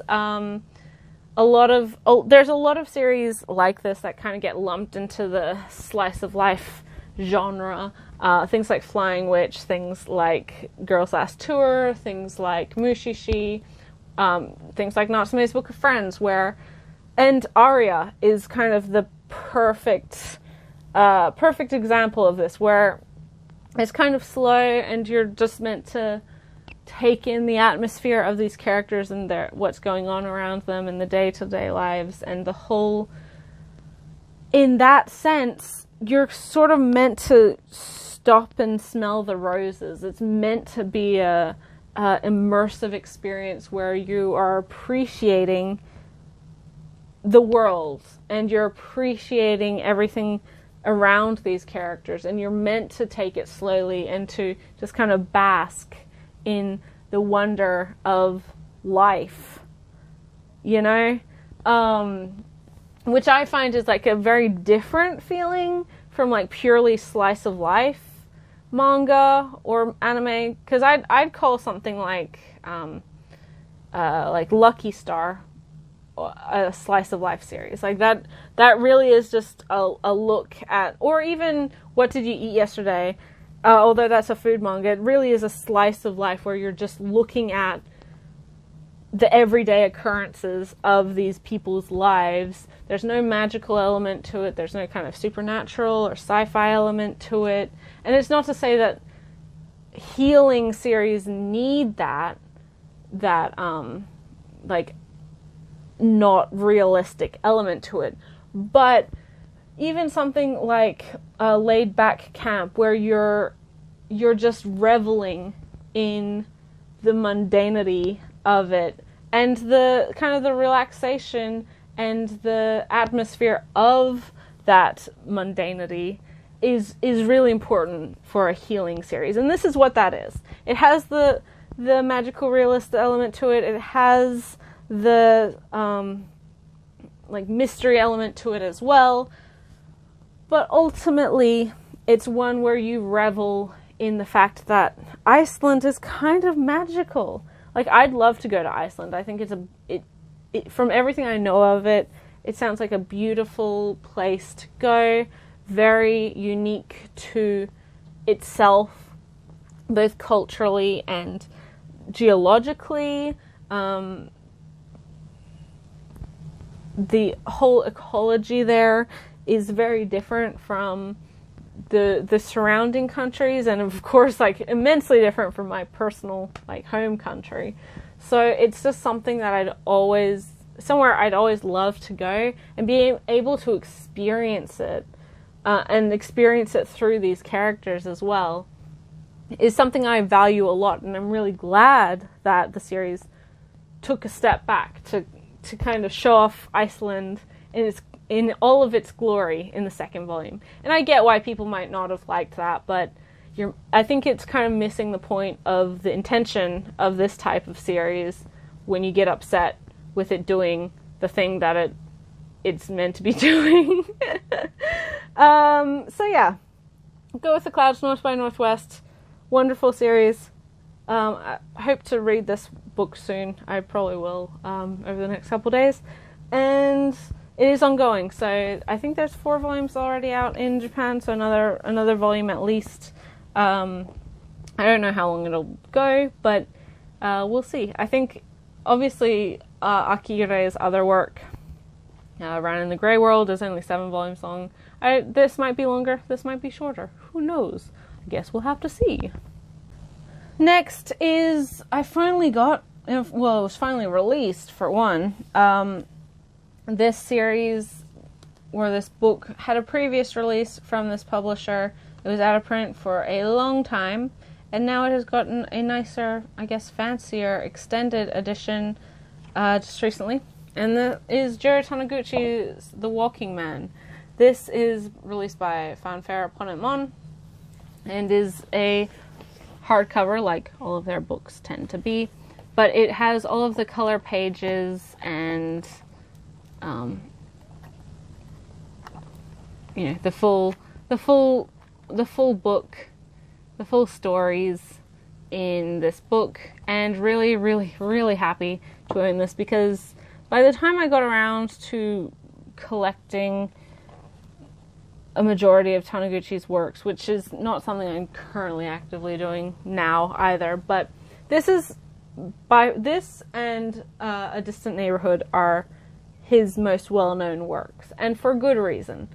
This is another perfect example of the healing genre. It doesn't have a magical element to it, but it is just pretty much about an older man, wandering around his neighborhood and kind of reveling in the happenings of everyday people and the city and the suburbs around him, and just experiencing life as a passive observer almost. It is great. It's really good. Jiro Taniguchi has unfortunately died last year before. I want to say a couple years ago now. It feels like it was much more recently. Who knows? But he did just recently die. He was knighted in recognition of his works in France, I believe, or in somewhere. He's very well known and beloved in Europe, most notably France. He won a bunch of awards. He's you know, people love him, or loved him, still do love him, but obviously he has died since. This is, personally as a fan, I am really happy that we did get a re-release of this series. We did also get another Taniguchi work from this publisher called Skyhawk, which I am less enthusiastic about. Not that it's bad per se, but I find that he has kind of a, I don't know, I dislike the historical revisionism in Skyhawk, and in the other one of his kind of great outdoors, Wild Man type of stories, which is The Ice Wanderer, which is one that a lot of people really love, but I just kind of don't. Both of those books, a lot of his stories, including this one, kind of to a lesser extent, are very much like getting in touch with nature and reconnecting with the wilderness and the world around you. And I find that his one set in like colonial America just don't really do it for me. I just don't like them. I know that's controversial, but I just feel it's unnecessary to insert Japanese people into American history or try to retell stories from or about in like Native Americans, Indigenous Americans, by adding a Japanese character as the main character. Like it's just kind of icky. I just don't really like it very much. And it's not purposeful. It's not done with like malicious intent. It's definitely done in order to kind of get a Japanese audience invested. But I don't. No, thank you. But this is not that. This is phenomenal. This is, as I said, it's just about a guy walking around his neighborhood, checking out what's going on, and reminiscing on his life and on just the areas that he lives and sees and walks around and experiences, but doesn't notice every day. So again, this is kind of a quintessential Iashikai, or a healing series. So yeah, beautiful book. I would absolutely encourage you to jump on it whilst it's still in print. I don't know if it's going to go out of print at any point or with any with any kind of urgency, but I would, because this is technically like a Spanish publisher that pretty much, they have some other manga and almost all of Taniguchi's works in English as well, but for a majority of their stuff, they're not really very well known, and they're not given a super duper wide distribution, and they do kind of go out of print if you don't get them relatively quickly. But I think that's because they know they have small print runs, because they know not a huge amount of people are going to be reading their books.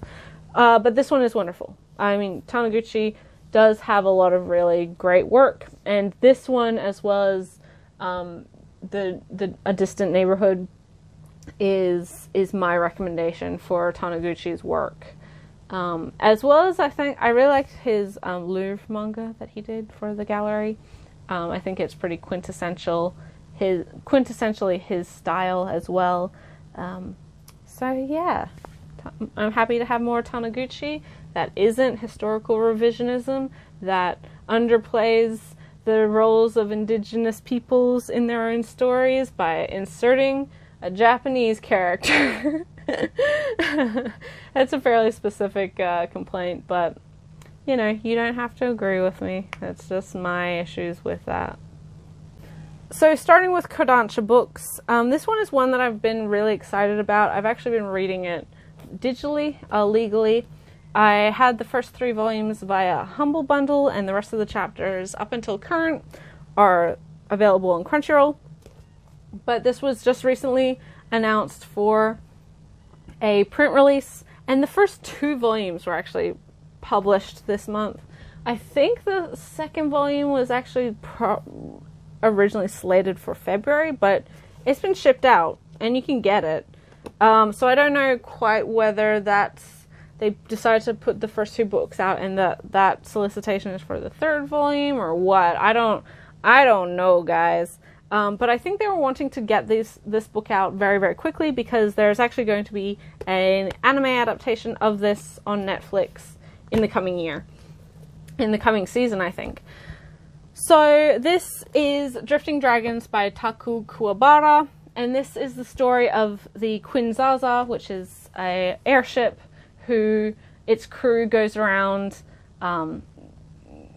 hunting dragons, basically, in order to keep the airspace safe. This is a kind of steampunk Last Exile type of setting, but more fantastical than Last Exile, where, you know, aircrafts and sort of Zeppelin blimp type of things are the main transport system, and dragons pose a threat. They attack them. They attack ships fairly regularly, and so various crews on like dragoneering boats or ships hunt dragons to kind of keep areas safe. There's places where the dragons are free to roam, but once they get too close to a civilization, a town, they do it in order to protect the populace. They basically just try to keep them out of the main travel spaces and from around towns and cities, because dragons will attack them. So there's a lot evocatively insofar as design that first of all, I really, really, really need to make it clear that I don't support the whaling industry or whaling or anything like that, but I can see how people could be uncomfortable with this manga because it's kind of like similar to historical whaling. Of course, whales don't really pose a threat to, and never did pose a threat to ships or anything like that, and there was various other reasons humanity decided to kill whales. But this doesn't have the same rationale. There are certain crews in this manga that do kind of just hunt these dragons for, you know, their work, and, you know, they take the bounty or whatever.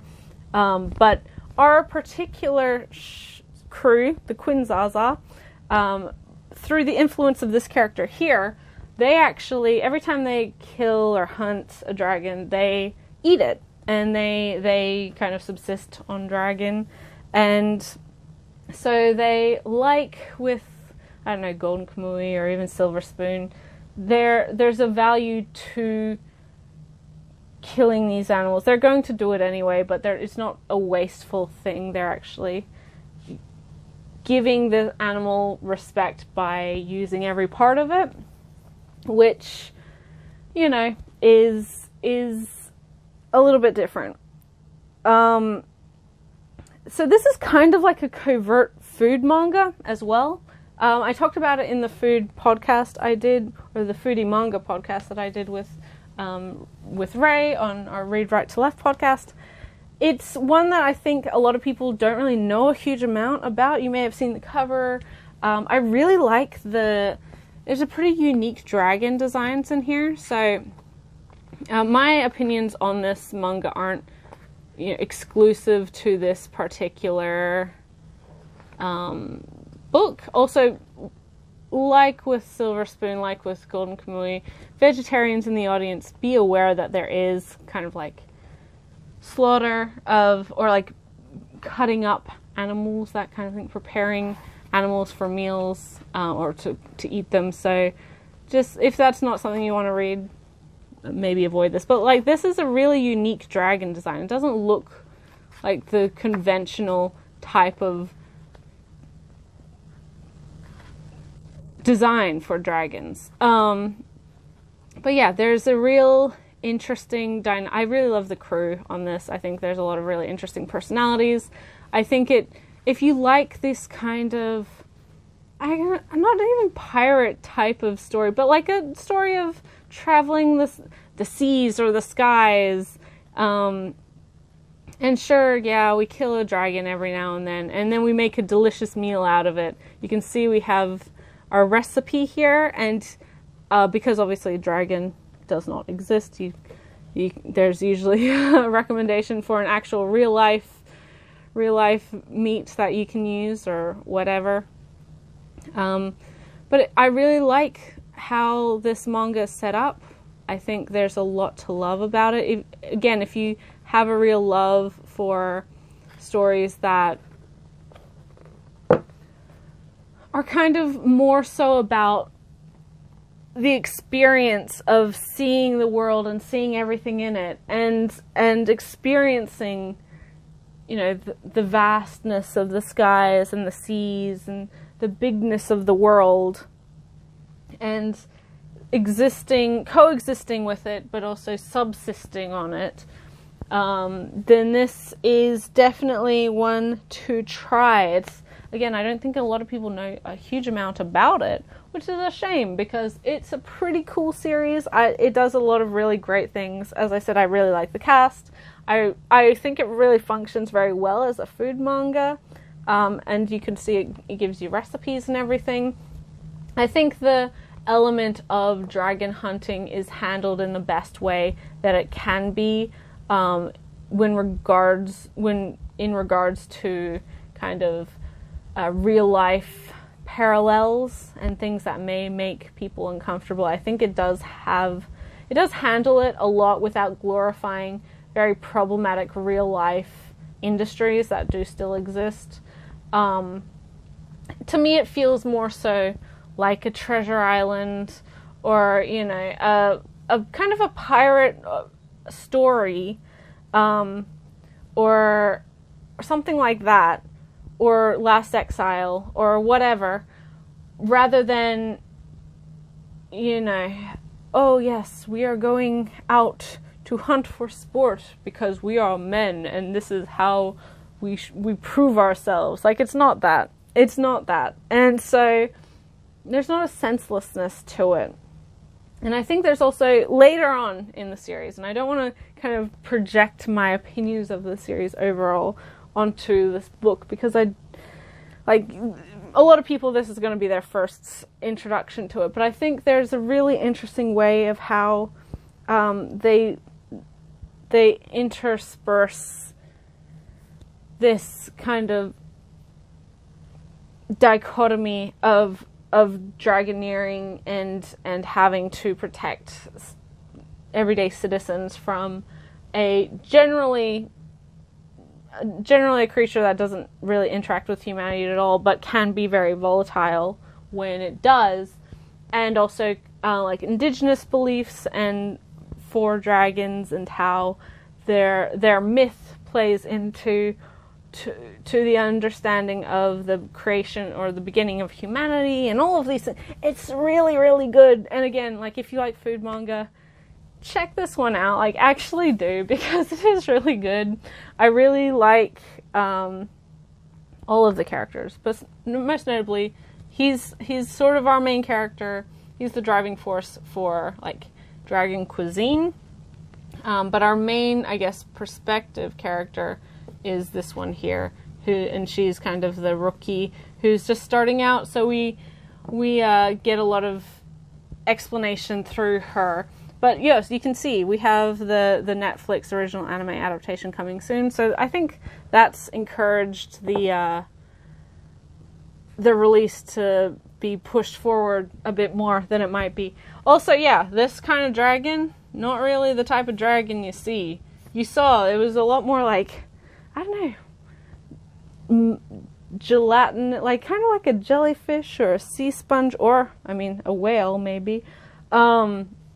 They've got kind of very different, unique, interesting designs. Really, really cool, and something a little bit different. So maybe check it out if that sounds like something you might be interested in. Continuing with Kodansha books, we actually have a finale. Oh my god, it's the end. It's the end of the road, my friends, for Again by Mitsuru Kubo. Oh my goodness, this series never ceased to surprise me and I guess kind of exceed my expectations right up from the beginning. Oh my goodness, I actually caught that. So this is the end. This is the story of a boy who gets sent 3 years into the past to redo his high school life and make decisions that may change his life. And oh my goodness, wow, there are some things that happened here, and I really like, there's an open-endedness to this manga, but it's very purposeful, and I think it plays to the theme very, very well of the value of not knowing the future. and not wanting to know the future, because then that will prevent you from properly making choices and living your life, because you don't want to screw things up for other people and you don't want to know how their lives are going to change. I will say, guys, let's not kiss people without asking them. That's not a cool look, but I can kind of understand why it's used in this particular volume. Like, it's meant to be kind of a shock and like, what? Oh my god, It has an explanation, but, you know, let's just not non-consensually kiss people or surprise people with kissing. Because that's like, oh my god. That was kind of my biggest issue with this book, but I really, really, really loved this series. I think Michiro Kubo did a great job handling all of the different elements of this. The main theme of our two main characters, Usagi and our main character here, kind of continuously chasing after each other, searching for each other, whilst not even realizing necessarily why, was something that did play in through the entire series. And yeah, we don't get a kind of satisfying ending, as it were. It's not all tied up with a neat bow necessarily at the ending, but I think that that's the point. Like, it's meant to be that way. Yeah, really, really love this. Really kind of, we have another time jump kind of in this book. This series, just when you think it's going, and I've said this for every single volume, but just when you think it's going in one direction, like, there's a lot of things that are kind of purposeful and are meant to be something that you recognize is going to happen, but just when you think that things are going one way, oh no, they're not. How dare you assume that you know what's going to happen? Because it's going to be wrong. If you think you know what's going to happen, no you don't. Not at all. I've said this before, but this has a great cast of, like, realistically unlikable kids. People who are, like, they're dumb and they do stupid shit and they are their own worst enemies, and they're also, like, some of them are just kind of not good people, but that's because of their immaturity and the point they are at in their life. And sometimes people are just, assholes. And that's fine, they have to exist. There's always going to be some. And that doesn't mean you can't get along with them. That doesn't mean you can't, be friends with them inherently. And everyone, like, nobody's perfect. There's always going to be something that other people aren't going to like about you, or that other people think you should change about yourself. And I think that Kubo really does a good job at showing that that's okay. Like, you can be just kind of a miserable asshole, and that's fine. But at the same time, don't expect other people to put up with your bullshit if you are a miserable asshole all the time. She doesn't let any of her characters get away with being bad people, which is also really great. But she doesn't force them to be, like, protagonists, like, optimistic and happy and I can believe in myself type of deal, which, again, is really, really great. Again, fabulous series. So happy we got it in English. And I don't know if we'll see another one of Kubo's manga in English unless she starts a new one. Who knows? I'm sure she's working very hard on Yuri on Ice and other things. But yeah, she's very, very good. One of the best, just total unexpected gem. And I knew that I'd like this series because I like Michiro Kubo's work. And I like how she writes characters and how the interactions of characters, the relationships between characters are played. And I like how real her characters feel. Like, they feel like people. They don't feel like characters or tropes. And I'm kind of sad that it's over now. But I know when I reread it, I'm going to have a hell of a time. It's going to be so much fun. And also frustrating as all hell it's, yeah, really, really, really, really happy to have this series finally in its entirety. Yeah, I mean, not much more to say than that, but it's a good time. Finally, for Kodansha manga, we have Our Maidens in Your Savage Season Volume 3 and Volume 5. I have Volume 4 because I bought Volume 3 ages ago and then just didn't come to me, and then Volume 4 came, and then my Volume 3 showed up this month, and then this was also the same month that Volume 5 came out, so it's been a bit of a ruckus, but I have read up to Volume 4. I haven't read 5 yet. Or I've read 1 to 4. I need to read 5. This is Mari Okada's manga series. She writes it. The art is by Nao Emoto, who you may know from Forget Me Not. I love this series. Has a very popular anime adaptation, which is also good. This is another one. I don't know if we included it on our list for the best manga of 2019. Maybe we did. It was definitely in our honorable mentions because this story is phenomenal. This is the story of the literature club in high school and sort of their budding sexual awareness and puberty and the relationships and how that affects their interactions with the people around them, their want for sex, their pursuit of sex, and their kind of rejection of sex as well, which is something that I think most, and I said it again in the podcast, but I think most people who were young women or female presenting, or AFAB, right? I think it's something that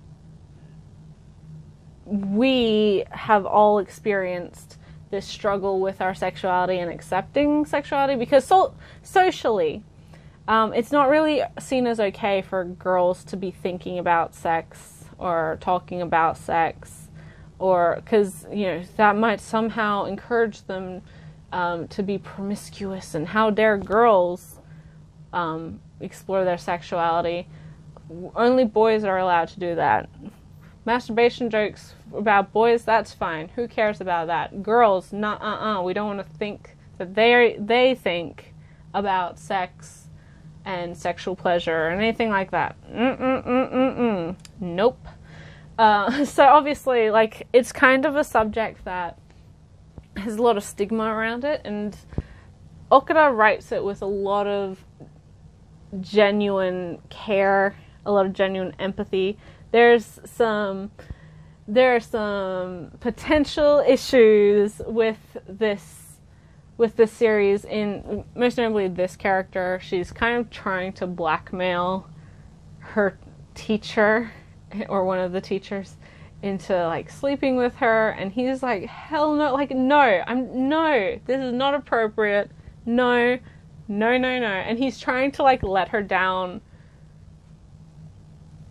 He tries to let her down gently, and then she's like, no, I don't care, and he's like actively trying to stop her from pursuing him, because he's smart. He knows, like, because the thing is, like, they met in a chat room and he wasn't aware of how old she was. That's the excuse, but like, that's the situation. And when he found out she was a teenager and also his student, he was like, fuck no. And now she's kind of like trying to actively use that fact to like blackmail him into sleeping with her. And he's just like, I don't fucking, like, no, we're gonna, no thank you.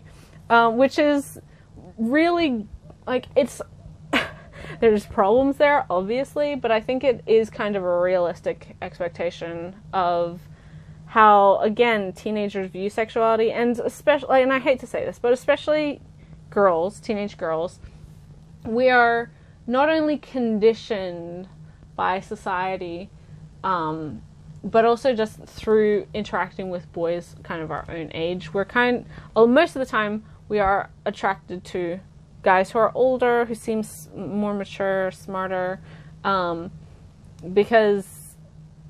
And unfortunately, a lot of young girls do get taken advantage of because of that fact.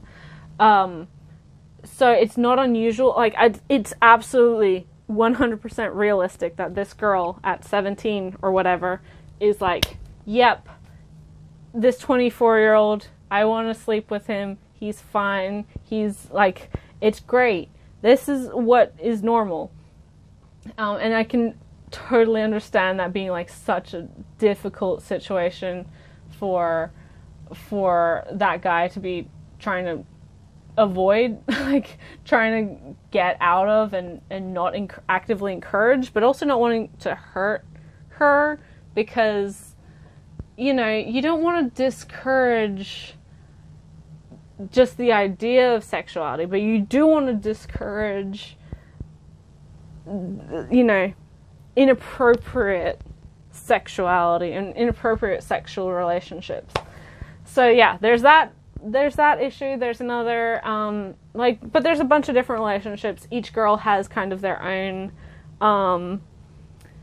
problems, and they're sorting through things. This girl, up until sort of that book, was very prudish. She just didn't have any interest in sex, but it was a lot to do with she didn't think any guy would even have any interest in her, and now she's realizing that she does have a guy who's interested in her, and she's kind of reconsidering her prudishness and her distaste for, like, male-female relationships. Our main character, she's struggling with the fact that she's coming to terms with her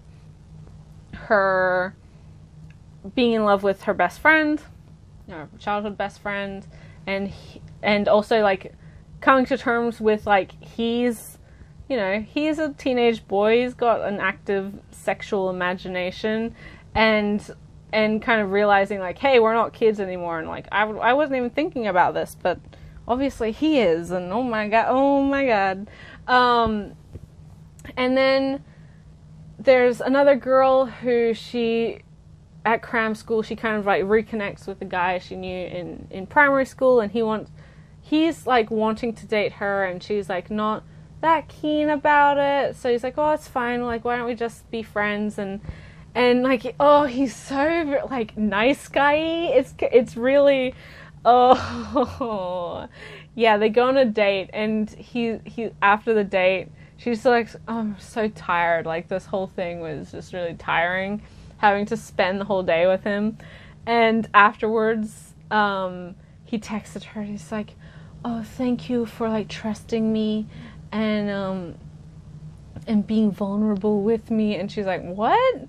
And he's like, oh, well, you told me your dad died, and, like, blah blah. And she's like, oh. And so yeah, no, it's not a big deal. And he's like, well, I just want to say thank you for. And she's like, ew, like, guy, ew, like, that's not. Oh god. And yeah, I mean, man, I've been there. And there, yeah, like, each girl, there's 4 or 5 of them, and they all have their different places that they're at with their sexuality and their awareness of sexuality and their enthusiasm for sex. And it's really great. It's really great to see a story about female sexuality by a woman that is so, I think, relatable for a large portion of the populace. And yeah, it's told in a very frank manner, and I adore it. Good job, Okara. Good job. Can't wait for Volume 6. Do actually need to read Volume 5 though. Did I open this up? No, probably not. But yeah, it's a great time. It's a great time, and it's very beautiful. And it's a fun series, and there's so much drama and issues, but I think that's just kind of adolescence in a nutshell. Drama and issues. Everything's got to be difficult, and everything feels so important as well when you're 15, 16, 17. It feels like the end of the world if things are going a certain way. And I think that's also reflected very well in this particular manga. So next I'm going to start with Yen Press manga, and I'm actually going to start with my gifts that I got from the amazing Aisha from Mama Loves Manga. She is incredible. I'm sure all of you are watching her channel. If you're not, go watch her stuff. She's so funny and wonderful, and just her videos are a great time. Honestly, I love them. And she talks about a whole range of stuff. We have very similar tastes as well, so if you like my channel and my opinions and the manga I talk about, then I think you'd enjoy her content a lot. But she also very kindly sent me some books for Christmas this year. Totally unnecessary, but she did. And so the first one is Wolf Children, Ame and Yuki. This is the manga adaptation of the Hosoda film of the same name. This is a complete omnibus hardback from Yen that tells the story of a young mother who falls in love with a werewolf and has 2 children with him. But soon after the birth of their second child, he is in an accident and dies, and so she becomes a single mother, trying to be the best mother and provide for her children, who are a little bit different from everyone else, because obviously they have werewolf genes in there as well, and making decisions to support them in their life and how they live and the choices they make for themselves. And so she moves to the country in order to give them a freer life, to protect them from a society that doesn't understand them or won't understand them. And again, so how it's about how her children make the decisions on whether to embrace their human side and their mother's kind of background, or to become more familiar with their, I guess, wolf animal side. It's really good. The film will make you cry. The manga is also very heart-wrenching. I love it a lot. This was a fantastic story, and I think I'm not quite sure why Aisha chose this one, because I did send her a list of stuff after it became apparent that she wasn't going to take no for an answer. But I think if this is one that will definitely appeal to you if you're a parent, or if you've grown up around kids, or helped parent kids basically. As a mother herself, I'm sure that there's a lot that Aisha might have seen in this manga. If she's read it, I don't know. I don't remember. But it's phenomenal. And I think if you can get past the oh yes, werewolf aspect of it, then there's a lot to love for this series. And it's such a poignant, beautiful, hard-hitting story about motherhood and family. And I actively encourage everyone to read it. The second of my gifts from Aisha is another Yen Press manga, and I'm so happy she got me these, because I was wanting to read more of them, but Yen Press manga, I said before in videos, that are really expensive when you take into account the exchange rate for the Australian dollar. Oh, I'm so happy. This is Hakume Mikochi, volumes 3 and 4 by Takuto Kashiki.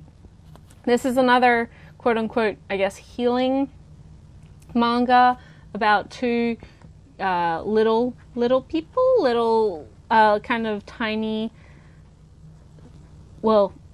friends, roommates, girls who live together. They're adult women, but they're teensy-tiny, kind of fairy-sized, and it's about their day-to-day life, interacting with the various, the forests and the various animals and other people who live there. It's so good. Oh my god, it's so good. This is another Heart of Magazine manga. Guys, I gotta stick to my brand, even when receiving gifts from other people. This is currently has 7 volumes out in English, so I'm now over halfway, which really, really helps me out. I did only pick up volumes 1 and 2 recently, locally, because somebody was selling, the books. They obviously didn't want them in their collection anymore or whatever, which meant that I was able to get a really good deal on them. And now that I have all 4, or up to 4, I can read more, and I'm so excited. Once again, Aisha, this is a huge, this is so unnecessarily wonderful. Thank you so, so much. Personally, when it comes to Christmas, my family doesn't really do that many gifts or anything. This year I got my mom asked me to buy something for myself on behalf of my parents. So if you were following my Twitter, I got a silk scarf to wear for work and stuff, and that was my parents' gift to me this year. And then my sister got me some makeup from a brand she really, really likes. Again, because I'm not good with makeup. I know nothing about makeup, honestly, and she's really into it, and she knows that hopefully, cross fingers, this coming year, 2020, I will be working full-time, find myself an actual job, and so she got me a bunch of, palettes and things like that in colors that I really like and that will suit me, and whatever else, they're both practical gifts and both kind of indicative of my transition to hopefully being a full-time employed working woman, and no longer a uni student bum as I have been for the last 10 years. and then my only other gift was getting money from relatives in the US, and I used that to pre-order manga, most notably Rose of Versailles, because those are pricey books, and so I decided to put my money towards that. So yeah, we don't really do big Christmases. We don't spend a huge money on Christmas gifts. We spend money on the food, and we hang out together, and a lot of the time, rather than doing presents, we'll go on a vacation, or we'll renovate a bedroom or something like that, which obviously is usually more money than gifts would be, but we don't have much of a gift giving tradition, right? Because we're all my family, we're all adults now. We're not kids. We don't need a bunch of toys or anything. But I did send a couple cards to friends and to some people in the manga community. And Aisha is someone that I did actually send a gift to, because there was something in particular that I thought she would enjoy. And I don't know if she's gotten that box yet. Hopefully, maybe, sometimes, fingers crossed. But this was her kind of reaction and reciprocation of that. And it's just, oh man, I'm so lucky to have the friends that I do in the manga community and on MangaTube, and just subscribers as well, people I talk to on Twitter and who just continue to support me and be friends with me, basically. It really means a lot, and I really, really, really, really, really appreciate it. I don't say it enough, I don't think, but I'm heading to I've almost got 2,900 subscribers for my channel, which is crazy. That's crazy. That's so close to 3,000. I can't even stand it. Which is, yeah, I'm totally undeserving of that, guys. And I'm not going to harp on too much longer about this, because this is the middle of the video, but thank you again, Aisha. I'm so appreciative of it, and I hope we continue to stay close over 2020 and the future, because it means a lot, and, you're great. Thanks. Okay, now that I've pulled myself together, we have a single volume new release This is another Yen Press title. This is Seven Little Sons of the Dragon, which is a short story collection. 7 short stories, in fact, by Ryoko Kui. This is the mangaka of Delicious in Dungeon. And there's just a collection of different stories, different, short stories. And like with any short story collection, there's goods, there's bads. I think this plays a lot to Ryoko Kui's strengths. If you like her characters and her comedy and her kind of quirkiness in Delicious in Dungeon, I think you'll like this one a lot. I really loved it. It was really great. A real interesting mix. And apparently she has other short story collections, which I'd really like to see available in English at some point. Really one that I think fans of this mangaka should check out. Or if you haven't read Delicious in Dungeon yet, you should try her writing style out in this book. I really like short story collections of different mangaka. I think that it's a good indicator of how they write characters and how they can execute a story in a short format, and then how it kind of gives you an idea of how they just work as a writer and as an artist, rather than necessarily jumping into a hugely long ongoing series of theirs. But Delicious in Dungeon is a fantastic series, and I do recommend it. But really, really happy that Yen Press decided to license and release this one. I hope we see more from her. Now, another ongoing manga. This is volume 2 of Skullface bookseller Honda-san by Honda herself. This is a really funny comedy about the day-to-day life of a bookseller and kind of all of the comedic problems and issues and stresses of just being in retail, like being a bookseller and having to deal with customers and having to deal with salespeople and having to deal with, the warehouse people and bosses and all sorts of things. It's a very funny series. This one was on Ray's list of top 5 for the year, and I absolutely have to agree. It's a fantastic series. Definitely one of the best that started this year. It's only 4 volumes long, so not a super duper huge commitment, but one that I do recommend to people to try. It's fun. It's funny. If you've ever worked in retail or customer service or hospitality, I think there's a huge element of relatability in this particular series. Poor Honda. Poor ever suffering Honda. But I think, and this is something that Ray mentioned in the podcast, is that it's really wonderful to see how Honda, despite all of the problems, despite terrible customers and stresses from sales representatives and higher-ups and all of these things, that ultimately, it can be a good job and it can be quite fulfilling. All of those bad problems kind of go away in the face of one really good customer, or one really, appreciative customer. It's really fun. And yeah, I like it a lot. If you like comedy manga, if you enjoyed the anime adaptation of the same series, then check out the manga.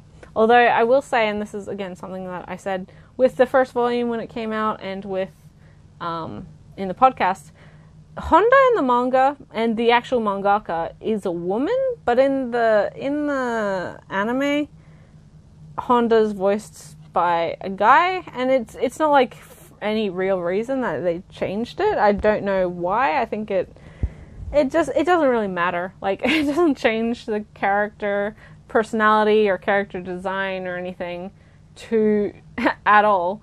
I just thought it was a curious choice, curious difference. Finally, for Yen Press manga, we have Silver Spoon Volume 11. As always, this manga is amazing. It's so good. We have in this volume the transition of the first years to second year. We also have Hotchkin, because of that, moving out to the dorms. He also has his parents, his mother and father, actually visiting him at the school, which is a big step for the whole family. It's fantastic. I don't want to repeat everything that I say about this series every time I talk about it, but it continues to be a wonderful depiction of an industry that is largely forgotten about, that is largely disrespected, an industry that's largely misunderstood, and people who are working their ass off to provide for the rest of humanity. It's a very thankless job, and something that people don't really think about in their day-to-day lives. And that, I've said it again, I'm going to repeat myself, but I do think from the Western perspective, we do have somewhat, like, certain groups of us do have somewhat of a more larger awareness of where our food comes from and how it's prepared and how it's farmed and all of these things. But for the majority of people on Earth, that's not the case. And so it is something that I think does deserve to be looked at and talked about. And Arakawa does a great job at doing that, because she is so personally invested in the stories of the agricultural industry and the people within it. Yeah, I mean, what else is there to say? Really nothing. It's one that I absolutely love, and it is ongoing. Well, actually, no, it's just finished. It just finished, like, last month or the month before. So it's a completed series in Japan now. I think 17 or 18 volumes is the last one. So we're actually getting close to the end. I'm going to be sad when it's over. As for the magnum opus of Arakawa, I stand by that. I do think this is the story she's using her platform and her popularity now to tell. Yeah, it's an incredible work, and I think more people should be reading it. Okay, so there's a bunch of Viz stuff here. I'm going to start with the Shoujo Beat stuff, just because I have some Shoujo Beat stuff, and then I have, like, more general Viz manga. And then I'm going to wrap it up with my BL. And then, of course, I've got light novels still to talk about, so let's try and get through this kind of quickly. So first off is Snow White with the Red Hair, Volume 4. This is by Sorata Akidoki. This is great stuff, guys. This is a kind of a royalty or historical series about a teenage girl with red hair who runs away from her homeland after being singled out by the prince to become his bride or something. And she's rescued by another prince from a neighboring country, and there he invites her to his homeland, his castle, whatever else, and it allows her to continue to follow her dream of becoming a herbalist, and most notably a court herbalist. This particular volume brings up the idea of their attraction and their love to each other, for each other, I should say. But also the difficulties of that coming from very different classes and their personal resolutions to each other, into trying to bridge that gap and not let that and others' personal opinions impact their lives. It's so good. I love this show a lot. I've owned the anime. I've seen both seasons. It's very sweet. If you like this kind of, it's not a fantasy. Like, it doesn't have a fantasy element to it. But if you like this kind of series, if you like things like Dawn of the Arcana, Yona, The World is Still Beautiful as well, like those, it just has that element. It's really great to see the relationship between Shiroyuki, our main character, and Zen, who's obviously the main romantic male love interest. I like all of the side characters. Obi is great, but also Mitsuhide and Kiki. It's interesting to see the relationship between the two princes, because Zen has an older brother as well. We have the conclusion to the previous novel, or the previous book, I should say, in this one, which leads to the rest of this book. It kind of seamlessly fits into how these characters interact with each other and how they regard each other. Yeah, it's beautifully done. Mwah. This is a long ongoing shoujo though, so do be aware of that. It's 30 volumes, I think, in Japan, which is a crazy amount of volumes. It did take a very long time for this to finally make its way to English, but I'm really happy it has. Yeah, I mean, if you're looking for a good, solid shoujo romance that isn't a high school romance.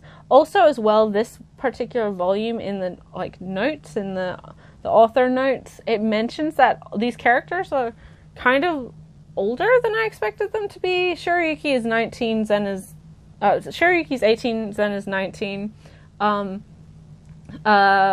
Kiki is 20, Obi is 21-ish, and then Mitsuhide is 23. So they're I don't know why I just assumed they were all 17-ish, but they're not. They're adults, which is great. That's really cool. I mean, they're not adults. They're still young people, but they're not high school teens.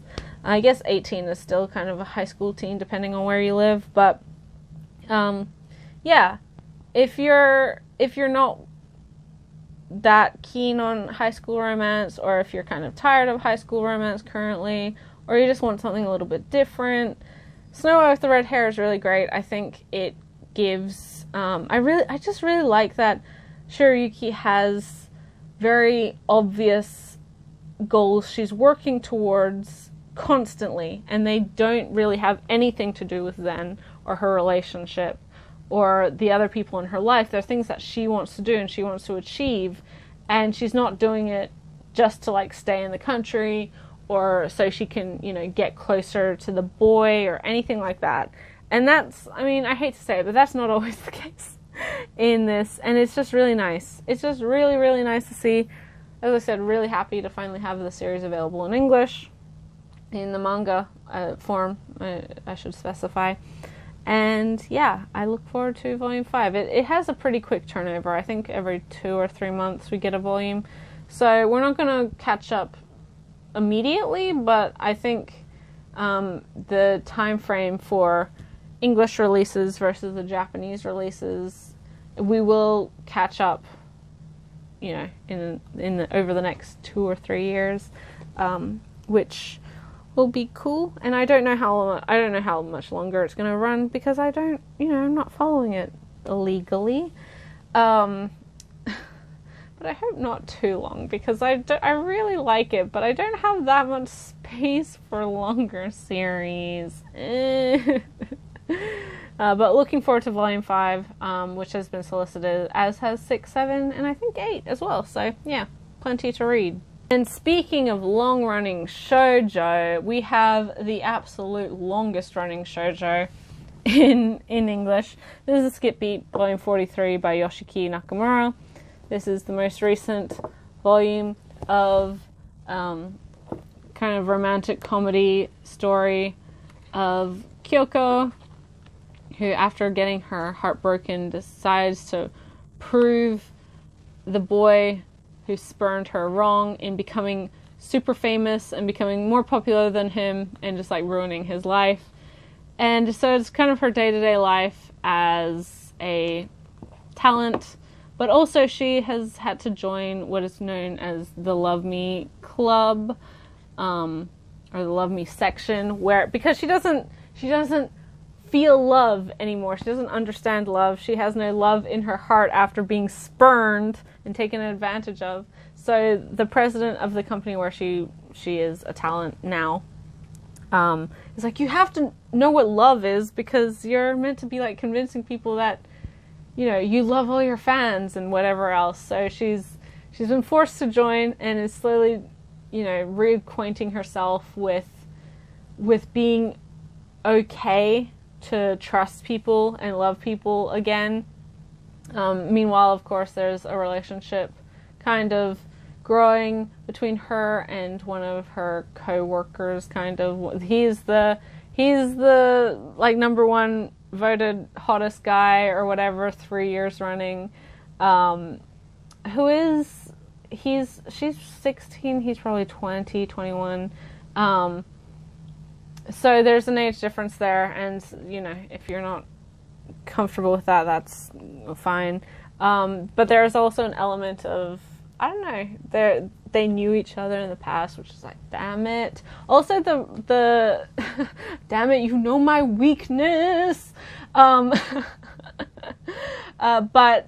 But most notably, this isn't really, for 99% of it, this isn't really a romance manga. It's not really focused on the relationship between those two or development of the relationship between those two. And there is, I mean, this is volume 43. It's had a lot of time to kind of build up and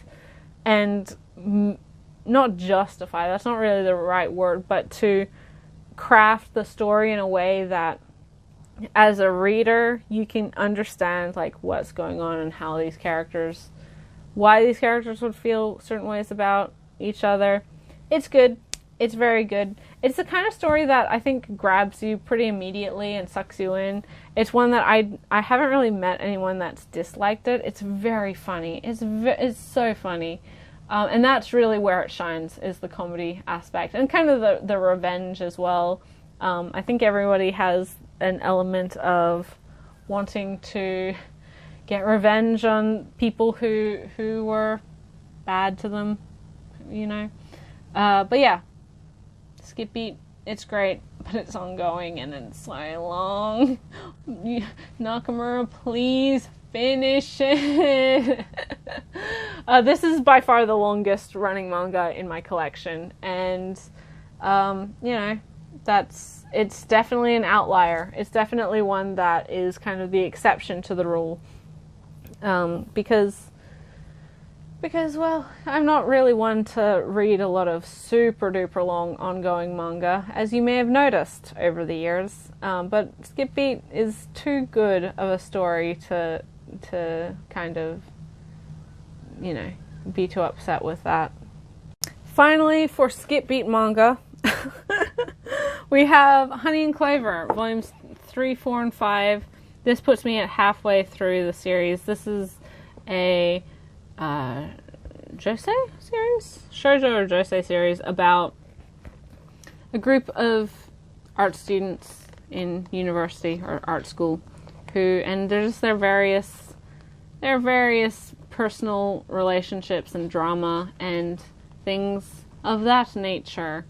It's very wonderful. This is by Chika Umino, who you may know from this series, but also more recently, March Comes In Like a Lion, which we don't have the manga for, but we do have the anime for.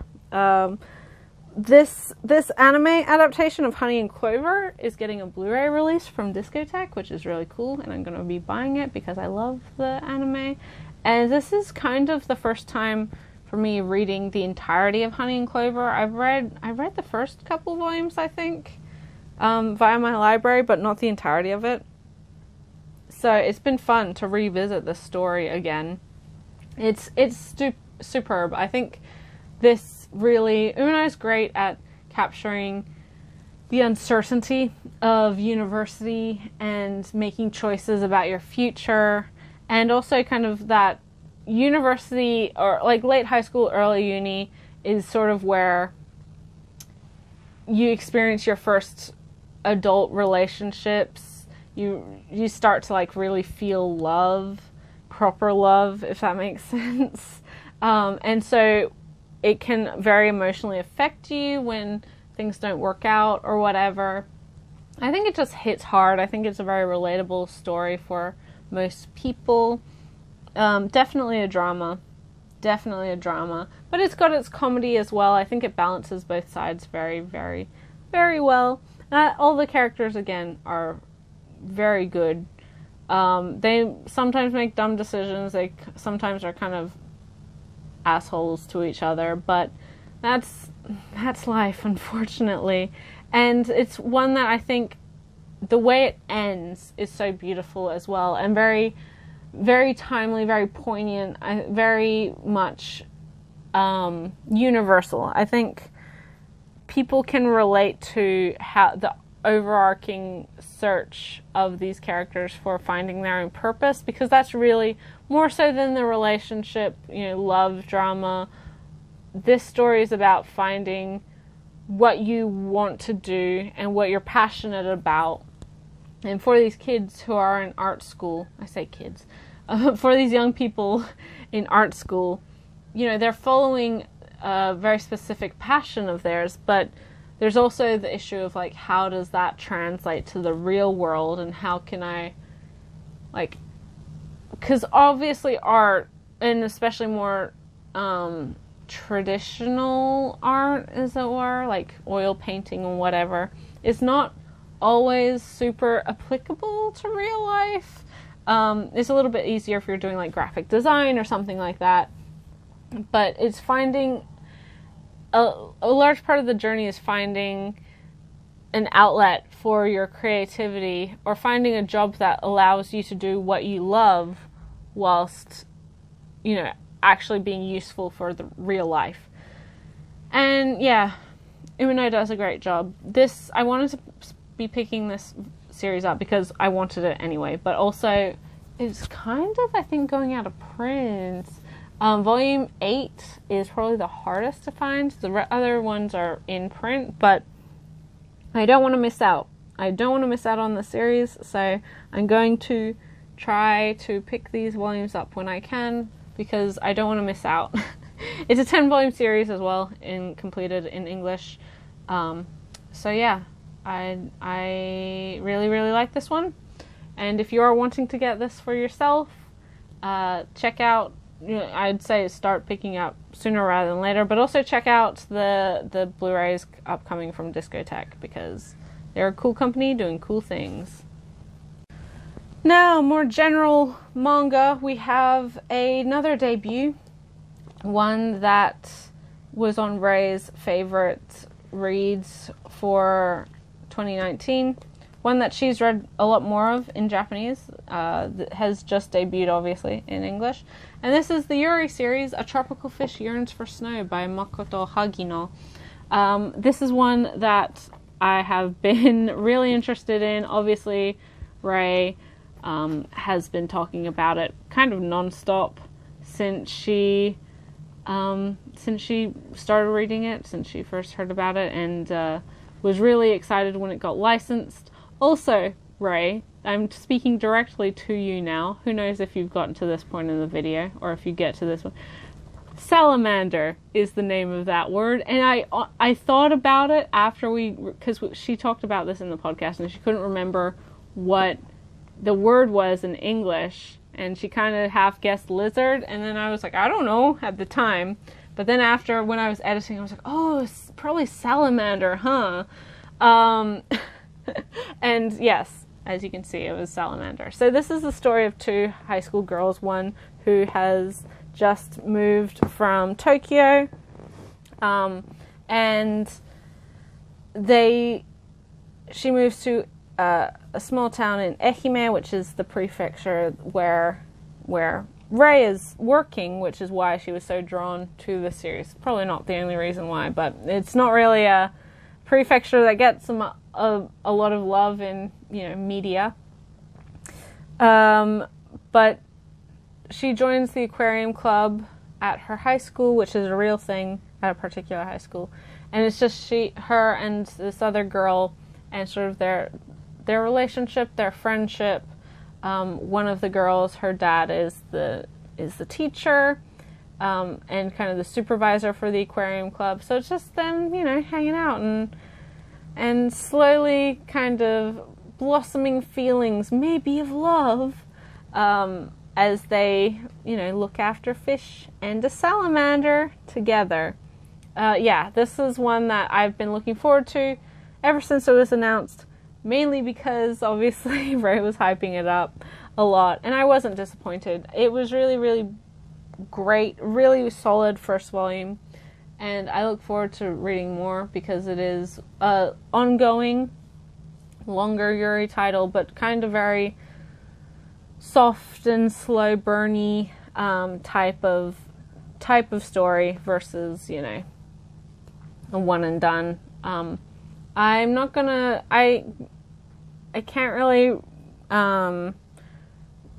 compare it to a lot of other series because nothing is immediately coming to me, but it was very, very good. And if you are looking for more Yuri, especially ones that are kind of a slower burn development of a relationship, and honestly, coming from Ray, who has read many more volumes of this than I have, it's not even necessarily obvious that it is a Yuri and not really guaranteed to end as a Yuri, but or explicitly a Yuri. But I don't think that should dissuade you from trying it.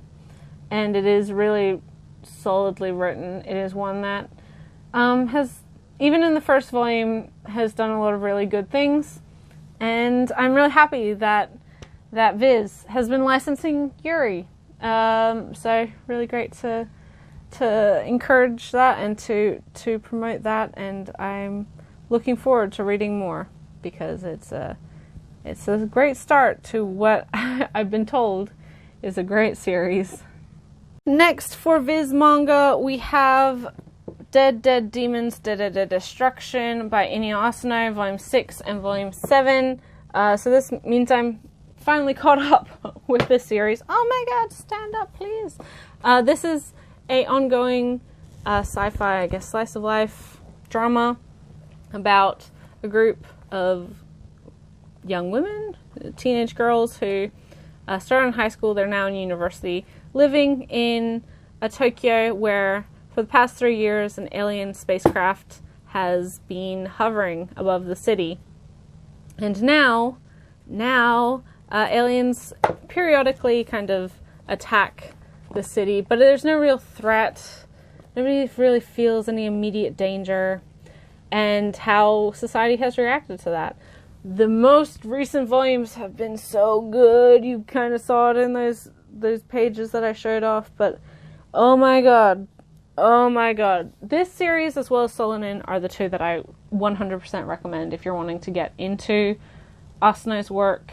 Way more I recommend this versus like Goodnight Pun Pun or A Girl on the Shore or his other stuff, because this has his same sort of nihilism that his other manga has, but it's it still has hope, it still has humor, it still has kind of the millennial spin of, yeah, the world's on fire, might as well fucking eat ice cream and not care about anything. Like, corporations own the entire world, and the military owns the rest of it.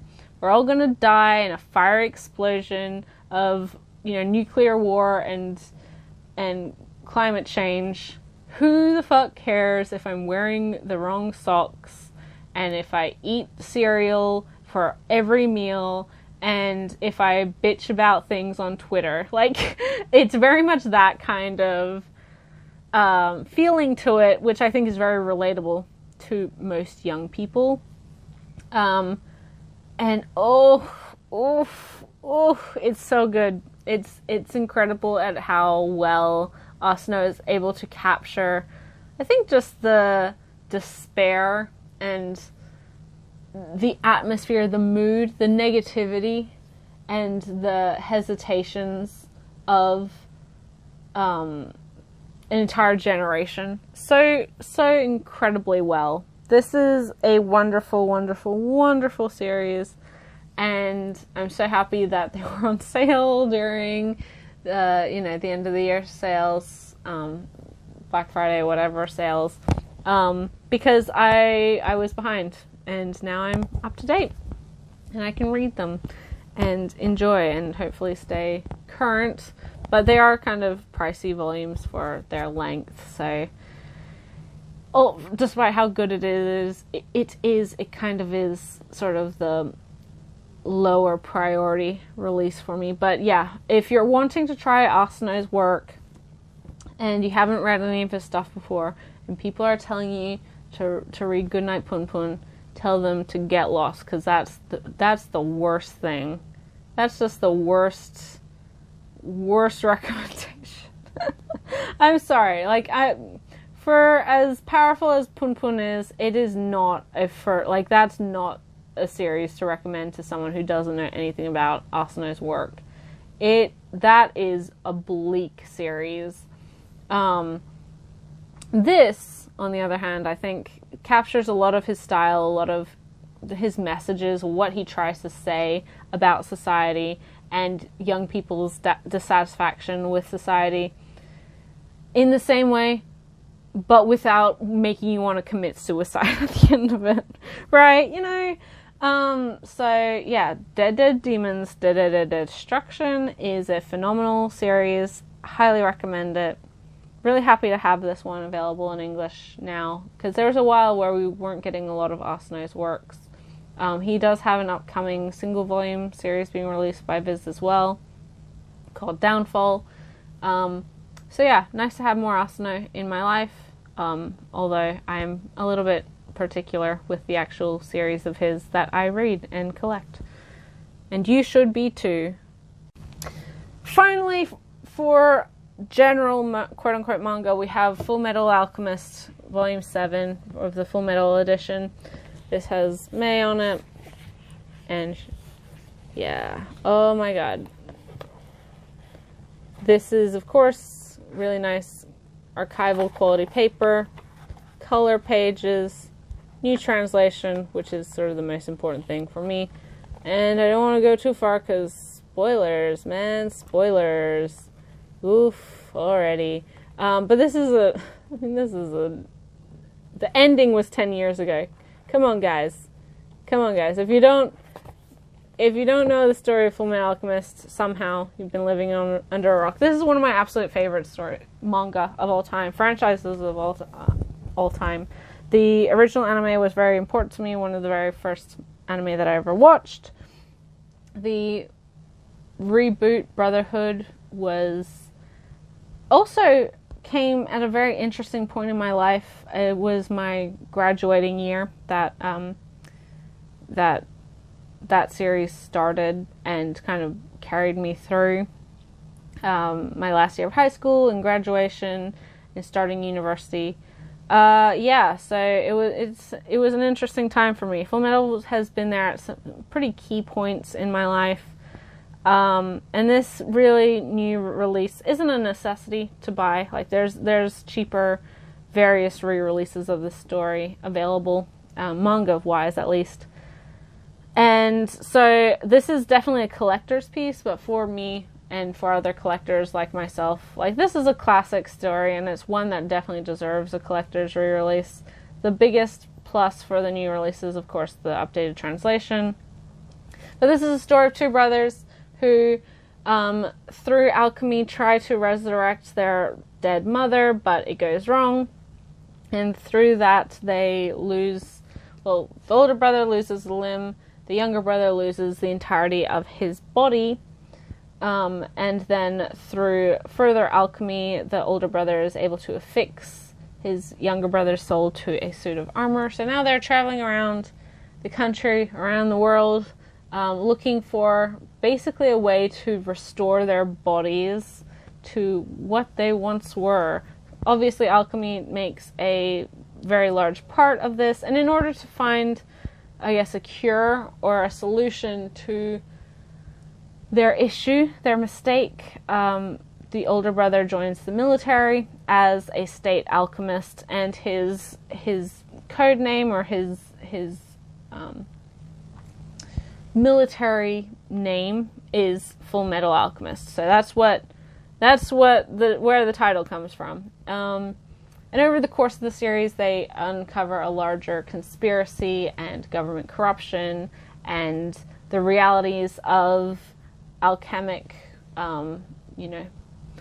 findings and trying to dabble in human transmutation and things like that. It's a fantastic series, fantastic story, obviously by Hiromu Arakawa, and this is a story that made her career, right? It's super popular, it's a classic, it's beloved by hundreds of thousands, if not millions of people, for good reason. Like, it's very, very, very, very good. The franchise as a whole has people all over the world who love it, including myself. And overall, it's just a really, really well done story about family, about responsibility, about guilt and survival, and impact of war, and the futility of war, and just so many different things that are crucial to this story that are often like touched upon in shonen, but not nearly with the levity that it is in this series. And it's just beautiful. It's just really, really well done. I gush about the series constantly, so I don't really think I need to convince anyone to read it or to watch it, because I think it's still on Netflix. It did previously both seasons did get released by Funimation. Now Aniplex has re-released Brotherhood, not the original, which is kind of a shame. So the anime isn't necessarily readily available, especially for those in the US, but for us outside of the US, it's fine, we have it for not crazy prices. But the manga is in a similar situation. There's a bunch of different releases of this. This is a very premium, collector's edition, but it's not the only way you can read this. If you want just the whole series, there's a box set for the singles. There's 3-in-1s, like very cheap 3-in-1s that Viz put out as well. And then now there's these. So you do have options if you're not wanting to spend, however much it is, $30 a book for this series.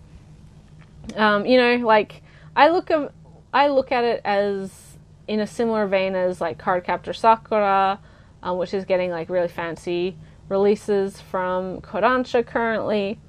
And Akira as well got like a super nice re-release from Kodansha as well.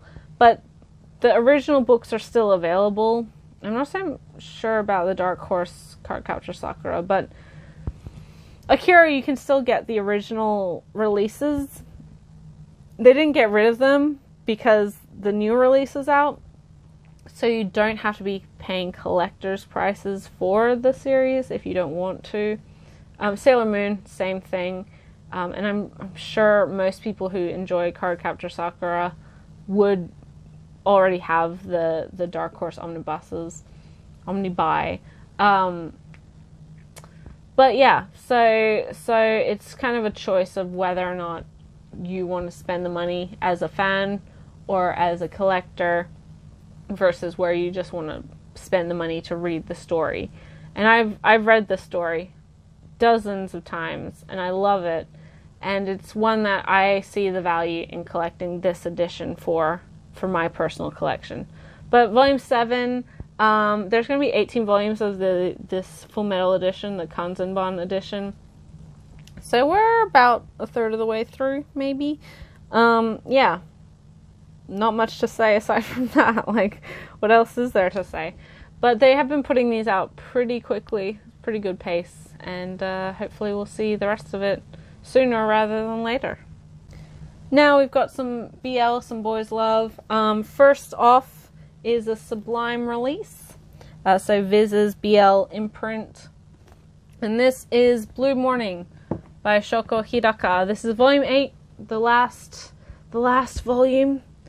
And this is a really interesting historical fiction romance about a young master, head of the household, and his kind of the man who raised him. He's the butler, and who previously, before the young lord's birth, was positioned or set to be the heir to the family. But after an actual heir was born, then that wasn't how things were going to go anymore. The series is set in the late Meiji, maybe even the Taisho period, of a huge period of change for Japan, in introduction of westernization, of kind of breaking down the class system of Japan. And so this upper class echelon of people are slowly kind of becoming a thing of the past. But the main story, like the main premise, is that this butler, he's trying to kind of take control of the family and, regain what he once had as being, prepared for becoming the head of the household. And then obviously over time, his changing relationship to the young master, he's probably 18, 19 in the series. And the younger one's choices in being the head of the family and making business decisions, and what he really wants to do, and how he wants to stay with this butler. And it's good. There's there's an age gap here. There's a power imbalance here. So two things that I'm not super duper keen on in most of my romance fiction. But like with Gerard and Jacques, because I talked about this in my most recent collection video, which was BL exclusively. This is definitely a story that's more so focused on the historical setting and the plot surrounding that than the characters' actual relationship. That's not to say that there's no development for the relationship. Of course there is, but you read it for all of the political scheming. You don't read it because you want to see these guys kissing necessarily. I also think that the age difference is kind of counterbalanced by the power difference, because the older one is the butler, so he's in a subservient position, and the younger one is the head of the household. So that doesn't mean it's better, but it does give them kind of a more balanced background, I guess. And as I said, I don't necessarily read it for the romance or any of that.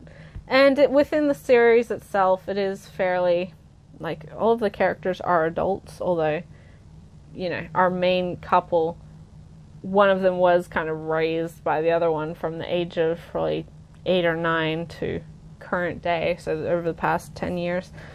So there's, it's problematic. It's not one that I would say, oh, everyone should read this.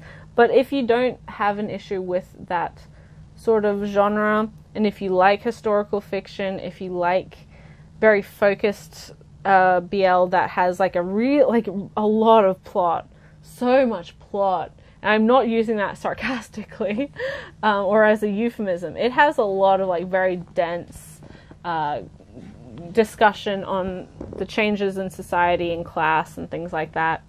Then check this one out. Shoko Hidaka is I want to call her the goddess of the slow burn, because oh my god, all of her books take, relationship wise, they build up over volume after volume after volume. And this is not one that jumps straight into, well, it's been a while since I remember the beginning of the series, but it's one where the romantic aspect, and I would say for the most part the explicit aspect of it, is built up over the period of the 8 books. It's something that she takes her time to unpack and to build up and to make you kind of understand these characters and portray their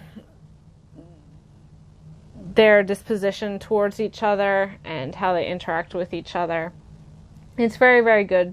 As I said, if you're looking for kind of a slow burn historical romance and you don't mind the other elements that I was talking about, then check this one out. And it's nice to have a complete Hidaka work in English as well, because I'm pretty sure aside from the one volume that we got of hers, this is the only one that got complete, because I don't rely on June for anything. But yeah, it's good. It's good. Finally for manga, and finally for BL manga as well, is the third volume, and technically the final volume, of the Classmates series. This is Sogyurse Spring, so this is actually volume 2 of the Graduates follow-up sequel to Class... this is complicated, but this is put out by 7 Seas. This is Asamiku Nakamura's BL story of 2 classmates, high school classmates, who fall in love after spending time together during preparing for a choir competition. And this current arc has been focused on, obviously, graduation, plans after high school, and them staying together, long distance perhaps, and, their different paths in life, and whether or not that will affect their relationship. It's very, very, very good. I'm hoping that now that this is completed, we will see the various spin-offs that follow these same characters, and some of the side characters as well, for the rest of their lives, because there are quite a few series that Nakamura has done that are in regards to them as adults, working individuals, with them in high school, or not high school, in university, doing a long distance relationship. Like, it's so good. Oh my god, I want more, and I really love these characters. I love their dynamic. And I say it with Kase-san and as well. I love when you can watch a character, and I said it with Earthsea as well. I love it when you can watch a character, and in this case, and in Kase-san's case, more specifically a relationship, and kind of Earthsea's case as well, develop and grow and change over the course of their lives, and how, things change, and sometimes you have to come to compromises. Sometimes, you don't necessarily fit together with people the same way, or you do try to keep, and I'm not trying to be, pessimistic for any of these relationships, but how you value more things or different things in a relationship as you get older. Oh, it's so good. I want more 7 Seas. Please announce it. I'm sure you will at some point, because I can only imagine this series did very well for them, because it is a beloved BL series for good reason. Classmates is phenomenal. I love Nakamura's work, and it just continues to be better and better and better. And now that it is finished, as I said, I'm hoping we get the rest of the various spin-offs and stuff, because I love them in this world, and I want to read more about them and just cry my little heart out like I did at the end of this one. It's, if you're wanting to try a BL, but you're not super duper keen on where to start, and you're kind of hesitant to jump in, because it can be a genre with a lot of confronting and shocking elements to it, this is a really good one to start with. It's down to earth. The characters are believable, and the relationship is believable, and it's just overall fabulous. So yeah, Classmates, high recommendation from me. Okay, we're in the home stretch, guys. I swear. So I have some light novels to talk about. I don't talk about too many light novels on this channel just because I don't buy them that often, although I do read plenty of them. The first is volumes 1 and volume 2 of Ascendance of a Bookworm, I'll Do Anything to Become a Librarian. This is part 1 and part 2 of part 1 So the Daughter of a Soldier arc. This is a 3-volume arc. So the 3rd volume is coming out next month, I think.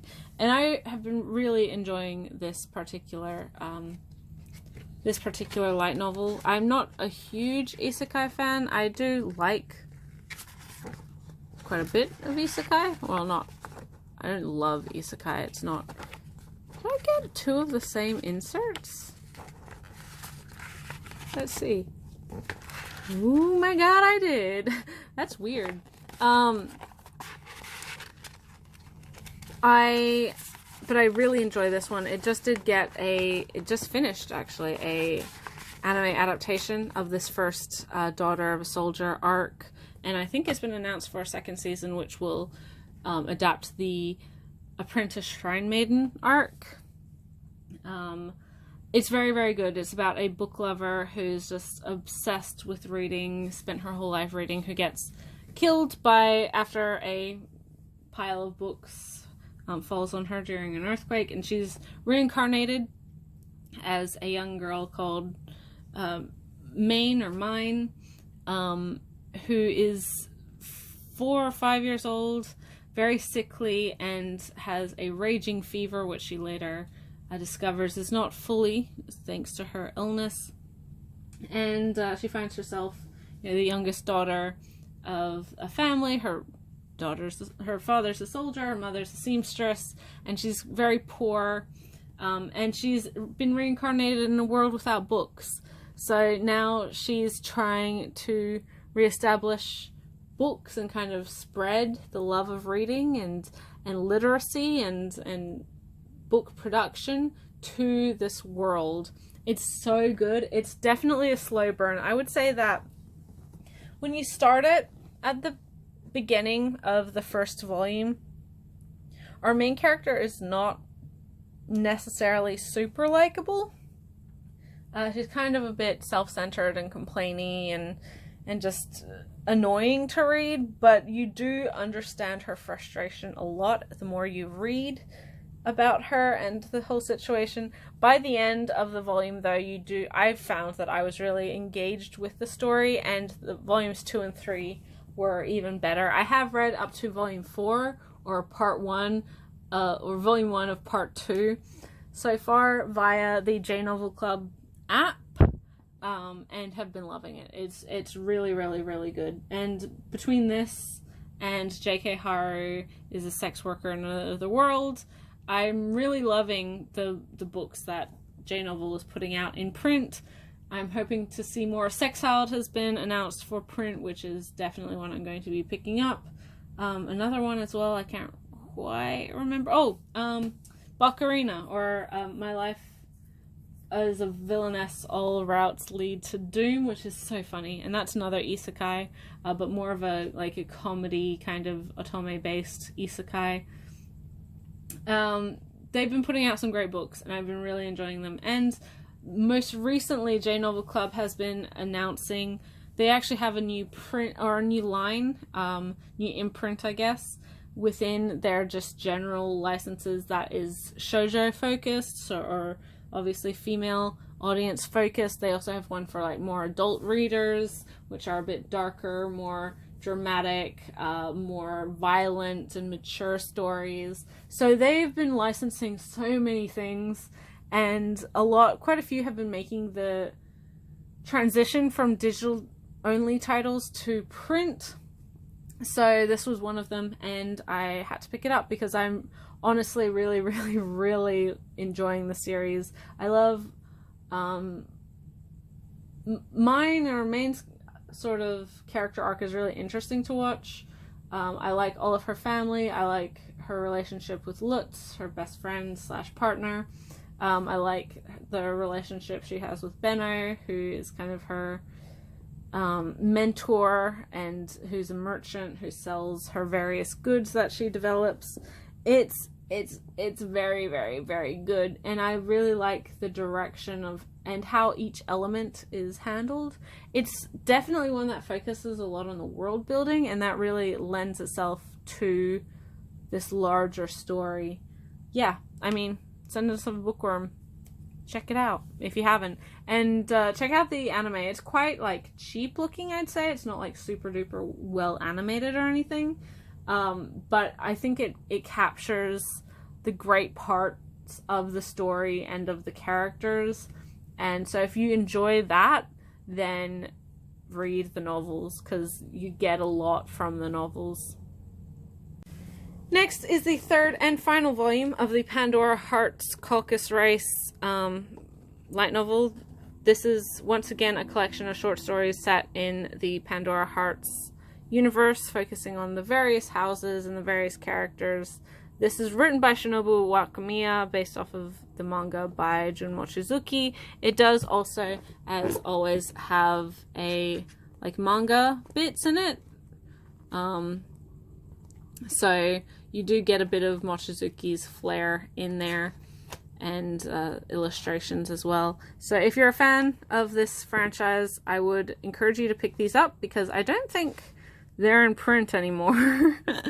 I think you can still find them relatively cheaply, but I don't think that they're actively being printed. They've been out for a while, and I think anyone who wanted them has probably gotten them. So yeah, Pandora Hearts Caucus Race is a pretty solid little expansion of this world and of these characters. Just kind of interesting day-to-day stuff for them, comparatively to, like, it's not a light novel in the same sense that most other light novels are. This is definitely one that is built as kind of a companion to a larger franchise, like with the Ancient Magus Bride light novels as well.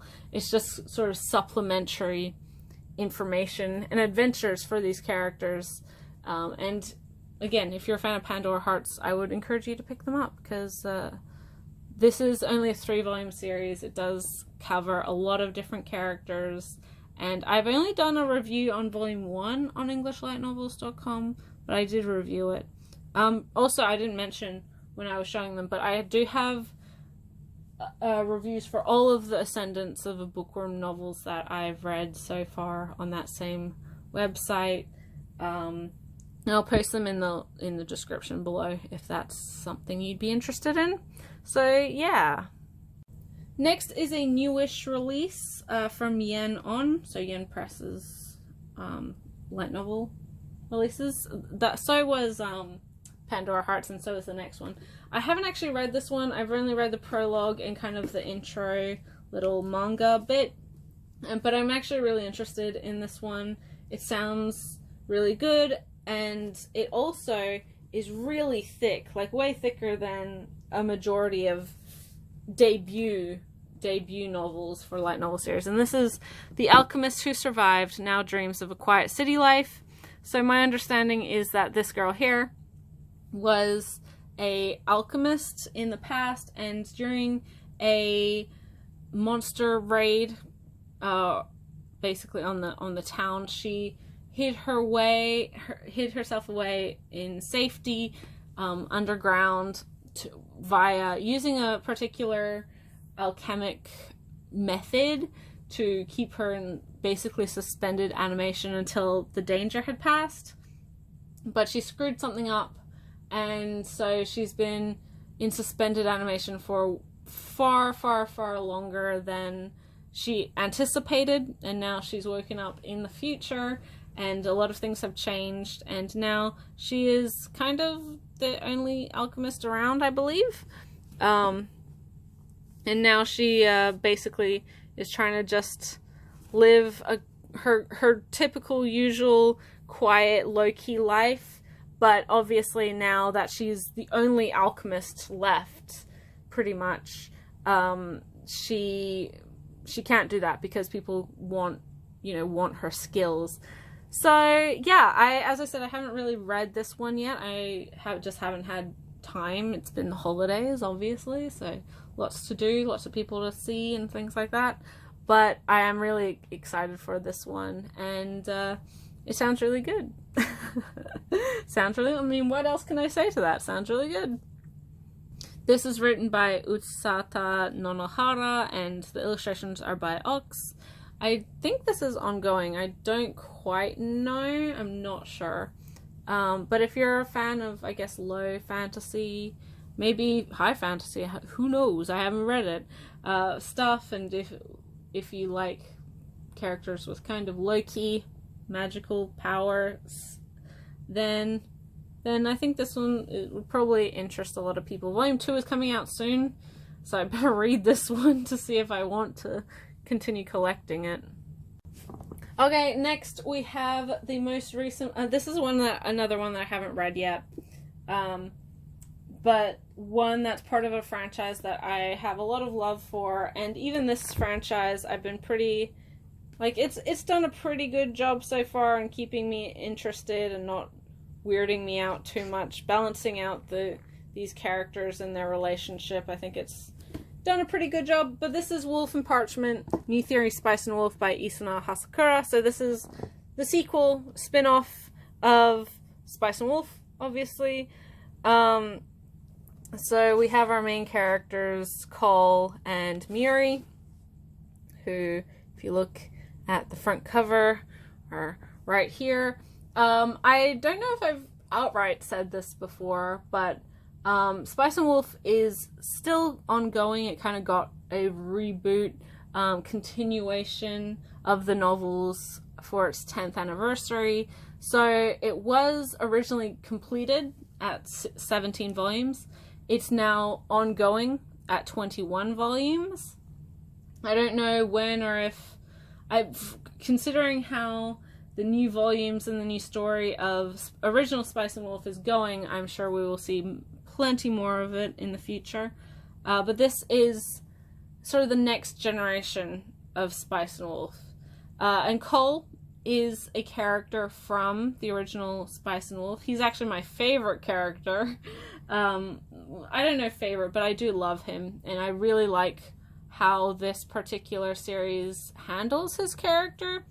Because in the original series, he's a young boy who has traveled from his hometown or home village in order to become a religious member of the religious order, a priest basically, in order to bring a church to his town in a way that prevents the church's suspicion from thinking that the town is pagan.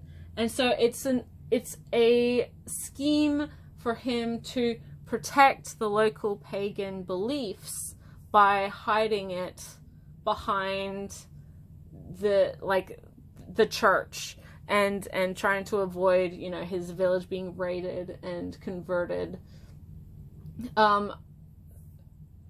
Once he meets Hollow and Lawrence, he joins them and kind of just stays with them and is raised by them.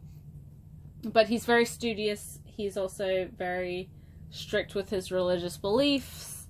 And it's interesting because he does follow a lot of the teachings of the Bible and like religion and things like that. But he also has a very strong belief in, you know, the paganism, the harvest gods of his life. And Hollow is kind of confirmation of that they exist, right? So he has a great respect for Hollow, but he also is trying to learn more about life and people's understanding of life through religion, through Christianity, I assume.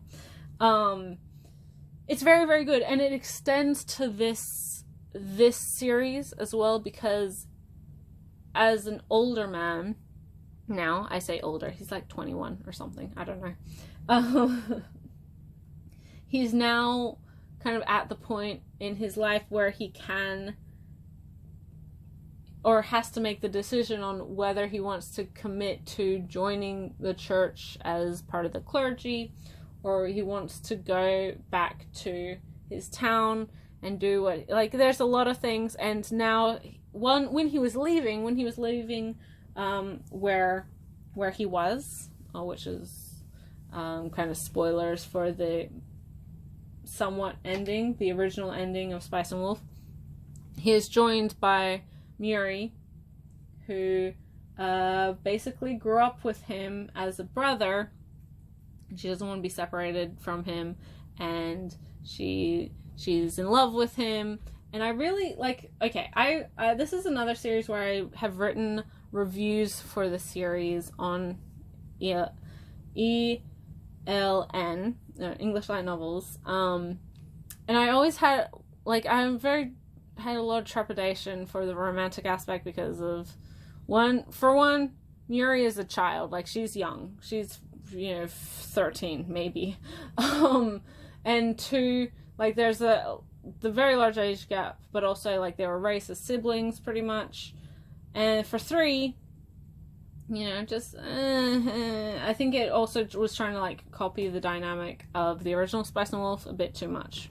Right, But I think the way that it's been handled, at least so far as of volume 3 that I've read, has been a pretty good, like, way of doing that with Cole being very aware of Muri's feelings, but not really reciprocating them in a romantic sense, and him struggling with not wanting to hurt her as someone who does care about her, very obviously, as, like, a sibling, but also his struggle with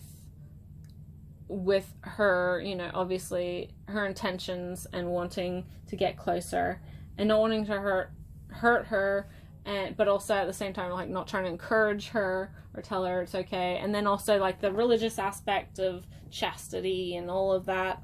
So, there's a lot of really cool things that are done in this series, and I can't say, like, oh, this is amazing and you should definitely be reading this, because I don't know, and I don't have 100% faith that Hasakura isn't gonna let these two get together in the end, because that's just kind of how this shit tends to work.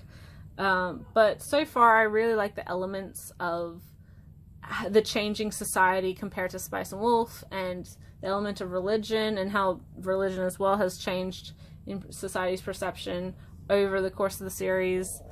And so it's an interesting thing. And then, of course, the relationship, non-romantic relationship between the two main characters, their various adventures, and then also, like, what the largest, I guess, plot of this particular spin-off is that there's a particular monarch who's wanting to create a Bible or a holy book in the common language, which is something that happened. But so rather than being written in Latin, it's now going to be written in English or German or whatever language is what people can, the way that people know it, the original, or the language that people understand. So when you're in church, you can actually, like, understand the stories of the Bible, right? Which is, again, something that happened in history, and it's, like, such an interesting way to see how that changing influences its impact on people, and how it affects kind of the mysticism of religion and people's perception of religion. It's a good time. But it is one that I kind of go into with, like, trepidation. I'm like, oh god, please don't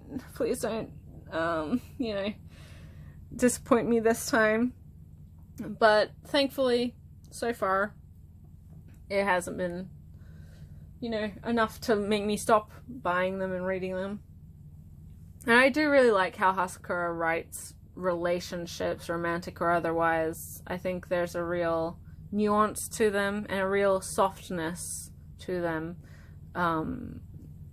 So yeah. And both of these, I mean, Cole I already liked, but Muri really grew on me over the course of the series. Her first introduction, which was in one of the Spice and Wolf short story collections, I fucking hated her. Honestly, she was so annoying. But she got so much better. She got so much better. And I do actually really enjoy reading their travels together. So, maybe I'm a hypocrite. Maybe I'm setting myself up for disappointment. But Wolf and Parchment, Volume 4. I like this cover a lot, and I look forward to actually reading it. So yeah. Finally, for light novels, oh my god, we finally got here. We have 2 books by the same author. And this is Perfect Blue, Complete Metamorphosis, and Perfect Blue, Awaken from a Dream. These are both novels that Seven Seas put out by Yoshikazu Takeuchi. Obviously, this is the series that, or the novel, the book that influenced and inspired and was, that the film was based off from Satoshi Kon. Complete Metamorphosis is the actual story of the film, or is what the film was based off of. Awaken from a Dream is kind of side stories within the Perfect Blue world, if that makes sense, the setting. It's a companion to the original. I've only read this one, the Complete Metamorphosis, so far, and I hope to have a review out for that one. This one is, I still need to read, but they're good. They're good.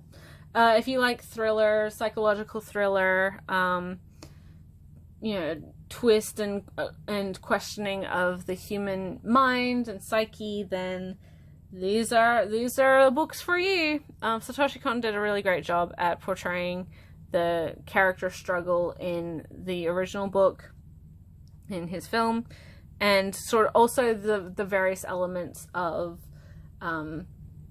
like the pressures of celebrity and idol infatuation and things like that. Like, there's so many good things in the film, and there are obviously things that came from the novel. So if you like the film, read the novel. It's very, very good. And I'm sure that the second one is also good. I assume that it didn't just jump the shark in the second one.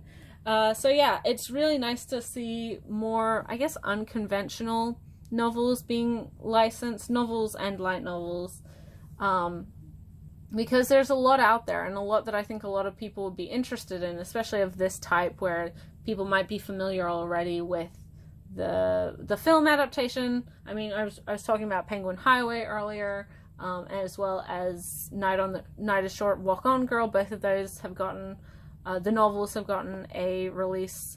A bunch of the novels based off of the Makoto Shinkai films have gotten released. There's a 5 cm per second one, Voices of a Distant Star one. Your Name has 2 novels, and Mirai also has a novel as well. So we do there, and Wolf Children. Like, there's a lot of novels that I think we have been getting, and I think there's more and more out there that are based off of franchises that people might be interested in.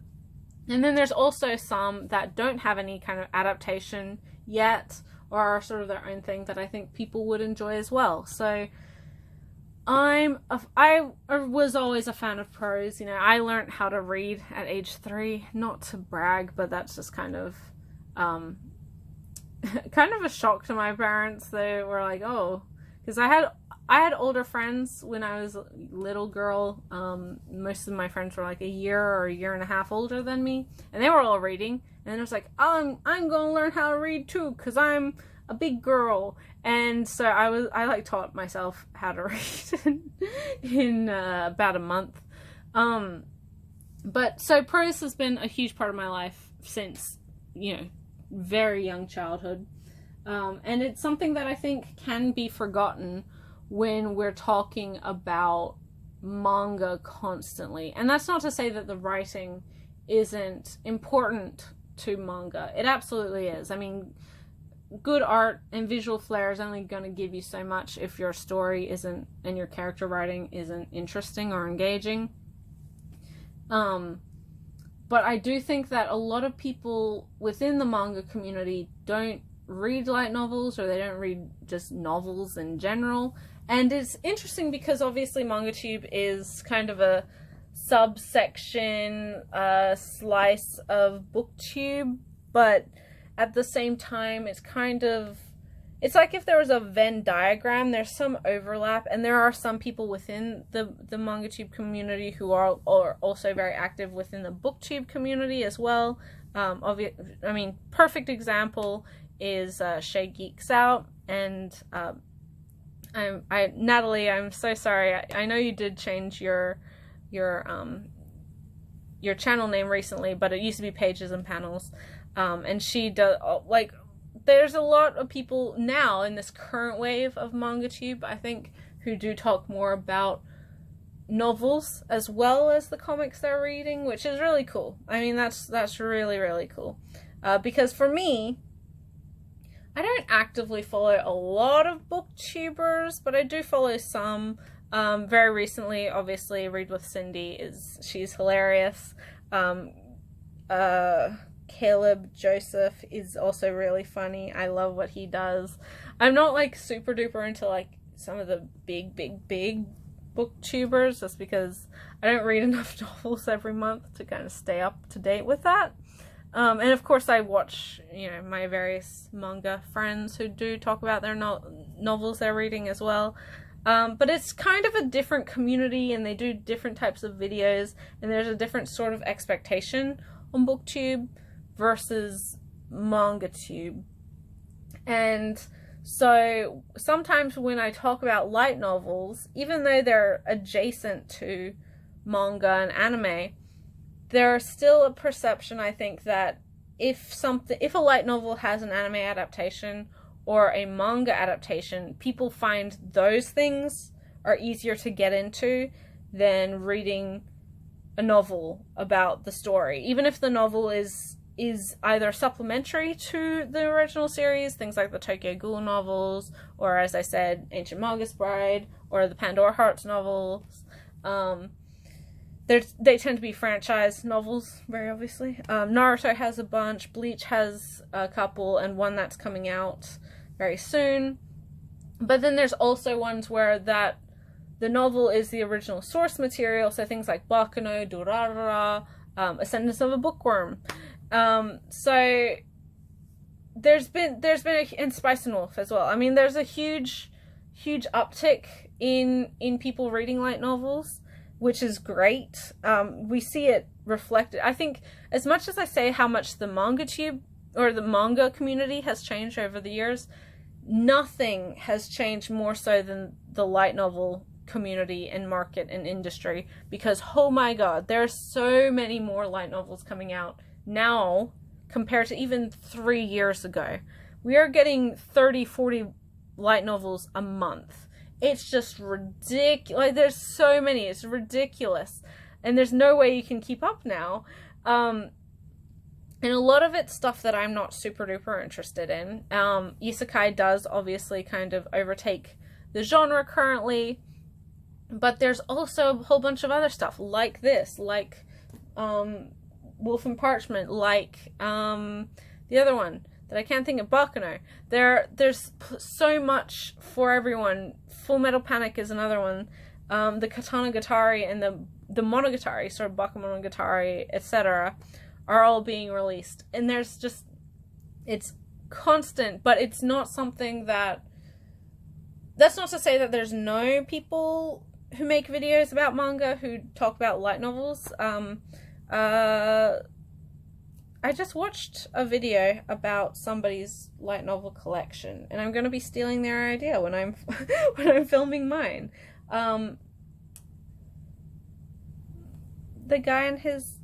The manga guy and his merch? Something I'm sorry if that's incorrect, but I did watch your video, something along those lines, and like he has light novels. Someone else, I just watched their haul, and they just got the second Monogatari box set as well. But I find that light novels are kind of a hard sell for a lot of people, and it's only recently that maybe that's been changing.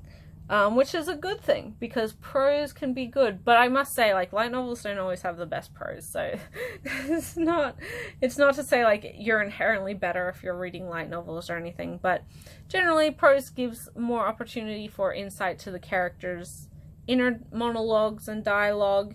It gives more, because when you write something in prose, you can focus on something very specifically that might get lost in an otherwise like illustrated medium or whatever. So there's a lot of tricks to prose that can't always be translated to other adaptations. So I do think that it's always good, especially if something's a source material, to read the source material.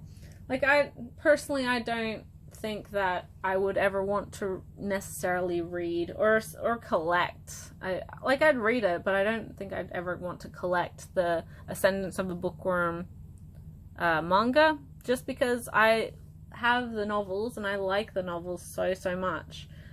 Even the anime, I don't necessarily think I'd buy it. It was a fun time. It was very good. My sister might buy it because she's not a huge reader. She's not a light novel person. She's not even really a manga person. But it's really interesting to see how things have changed, but then also how things have stayed the same. And this has nothing to do with Perfect Blue, but it does lead into the fact that we have gotten more books like this that maybe 5 years ago we would never have seen. And this is an older book. I mean, the film came out 2 decades ago, right? So there's a lot to enjoy. And the thing is, as well, with prose, compared to manga, which generally, when it comes to art style, like, there's a particular look for general series for the decade or whatever. This never feels, prose doesn't really go out of fashion in the same way that, especially when it comes to translation, or if it comes to like a more generalized style, prose doesn't become out of date too quick. I mean, it does if you're overly using colloquial language or slang, or it's a really historically set book, but it was a different era when it was being written. But you know, there's not a huge difference between decades necessarily. I don't know what I'm talking about. It's been a long it's been a long video, but needless to say, Perfect Blue, interesting book series, great thriller, psychological thriller, mystery kind of, and if you like the film, read the book, and if you haven't seen the film, read the book. So we've reached the end, and somehow I talked about everything, thankfully, and hopefully it was interesting to everyone, because there's a lot here to get through, and a lot from, obviously, much larger amount of stuff compared to normally because of sales, and especially when it comes to anime. I don't really buy a huge lot of anime that often. Plenty of these books were just my typical like new releases for the month, but plenty were also older stuff that I took the opportunity to buy whilst sales were on. And somehow, this video is going to be like 3 hours long, and somehow it's still like only, there's probably 20-ish volumes here, and only half a dozen actual anime series, 8 to 10. So, like, it's not, when you compare it to my, like, actual purchases to people who are like, I got 100 volumes this month, which are normally, like, they're not spending a huge amount of money because they're usually buying secondhand or whatever, but I'm like, I don't actually have that many items compared to some people that get stuff monthly, but I talk a lot about them, as you guys know. But, oh, it is the end of the year. It is the end of the decade. And next May is going to be 5 years for me on this channel. That's amazing. Crazy. I can't believe it. I've spent almost half a decade, more than, yeah, so 4.5 years doing this, and I am still overwhelmed by the amount of support that you guys give me. I have made so many friends, especially over the last year or 2 years, which is really, really exciting, and really, like, for me, it's really nice to be able to talk to people who enjoy the same things that I do, and that I can have an active discussion with, because, like, people in my real life, they don't care enough about any of this to talk to me about it. They don't read this stuff, and so they can't, there's no real discussion of it. It's you know, I don't really have manga friends, as it were, in my real life. I have plenty online, and this channel has definitely given me the opportunity to make them. I think this year, with this end of this year and going forward into 2020, not only is it a big change in my personal life, I'm hoping to, you know, be actually a functioning member of society, working full-time, finished with my studies, graduating, but it's also a big turning point, I hope, with this channel. I don't know whether or not that means different sorts of video production changes. Over this last year has been really great as well with the podcast. That's something that I've been really enjoying doing with Ray. She's phenomenal at what she does, and we hope to keep that going for the foreseeable future. And I do have some ideas of not necessarily scripted videos, but more structured videos that I want to do, especially when it comes to reviews and I guess discussions on particular series and discussion of theme in certain series. I don't know if any of you guys would be super duper interested in that, but it is something that I've been thinking about doing over, you know, the last couple months. And depending on my schedule and how my life will be changing, I'm wanting to spend some time doing that. It's not like I have a super frequent upload schedule as it is. I'm pretty lax. I basically post 2 videos a month.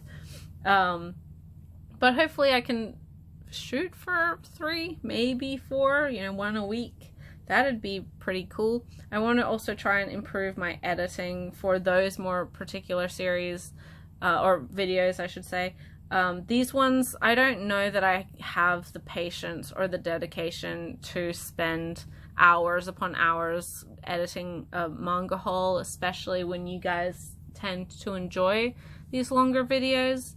And I'm fingers crossed that I can get my light novel collection posted before the end of the year, before, you know, the 31st, because I want to have that done. I want to have that finished.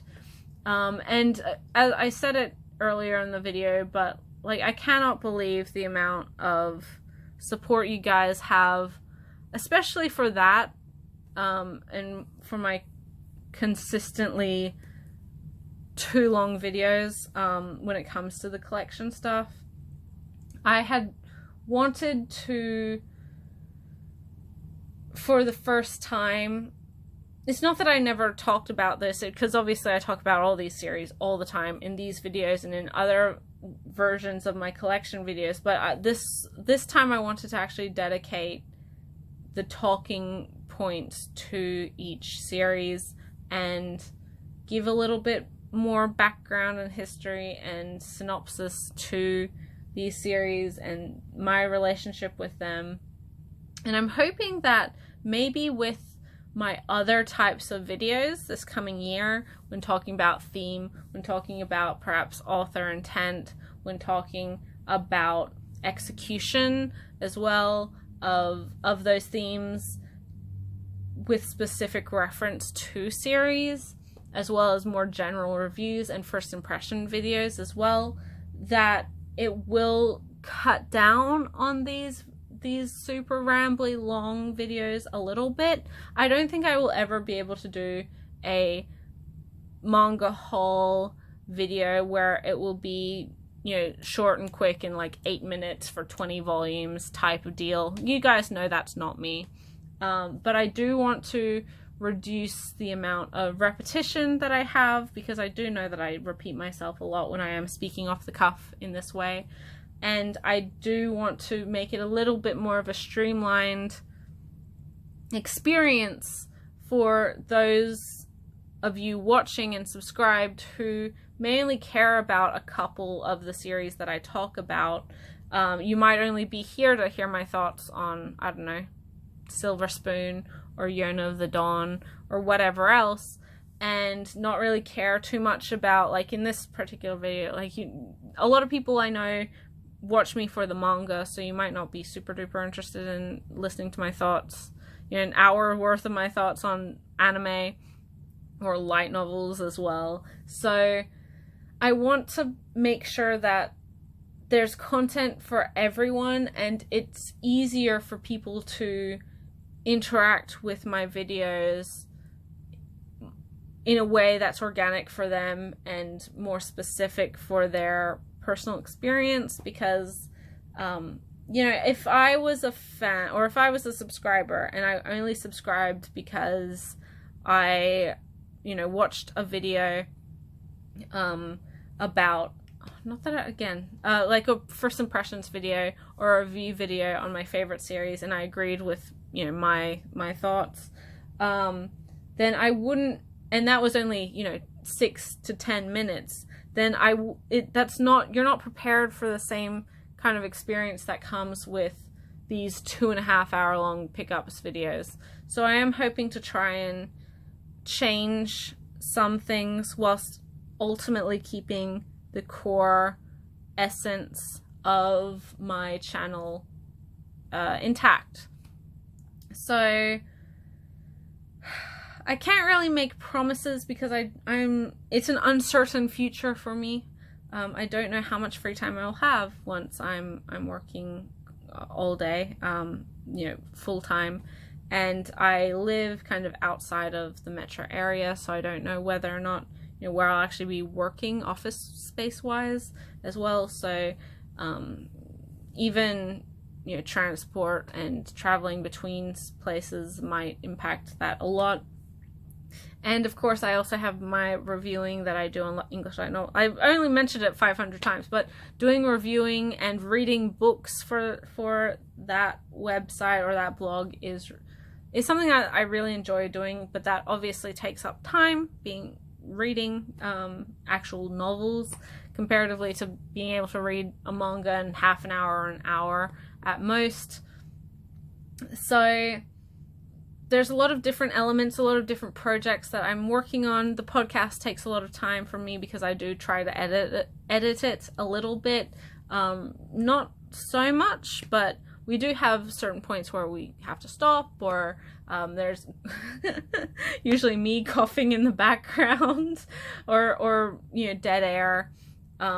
So there is a little bit that I do with each of those episodes to kind of brush it up. And the most recent one was very, very, very slack with the editing, because I don't know if any of you care, but on Twitter, I was kind of upset because I lost my edits for that podcast 4 times, and that's a 2.25 hour long podcast, so it was a long time. So by the end of it, it was like, nah, I don't care, I'm just gonna cut out the most obvious issues and just slap it out.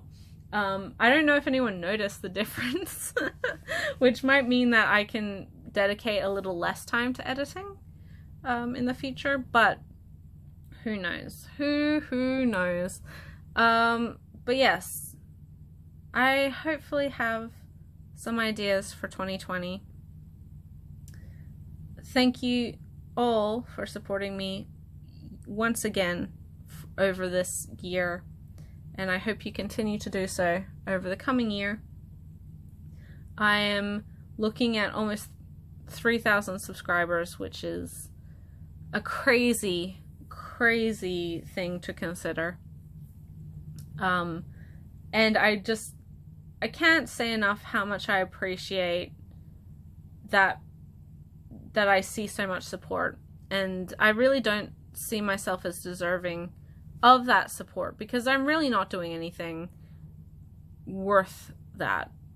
I'm sitting in a spare bedroom next to a window with my phone propped up in a really cheap, dodgy, tripod with nothing else but a stack of books and my incredibly too good memory about all of this unnecessary information, and talking off the cuff for 3 hours to myself in a bedroom.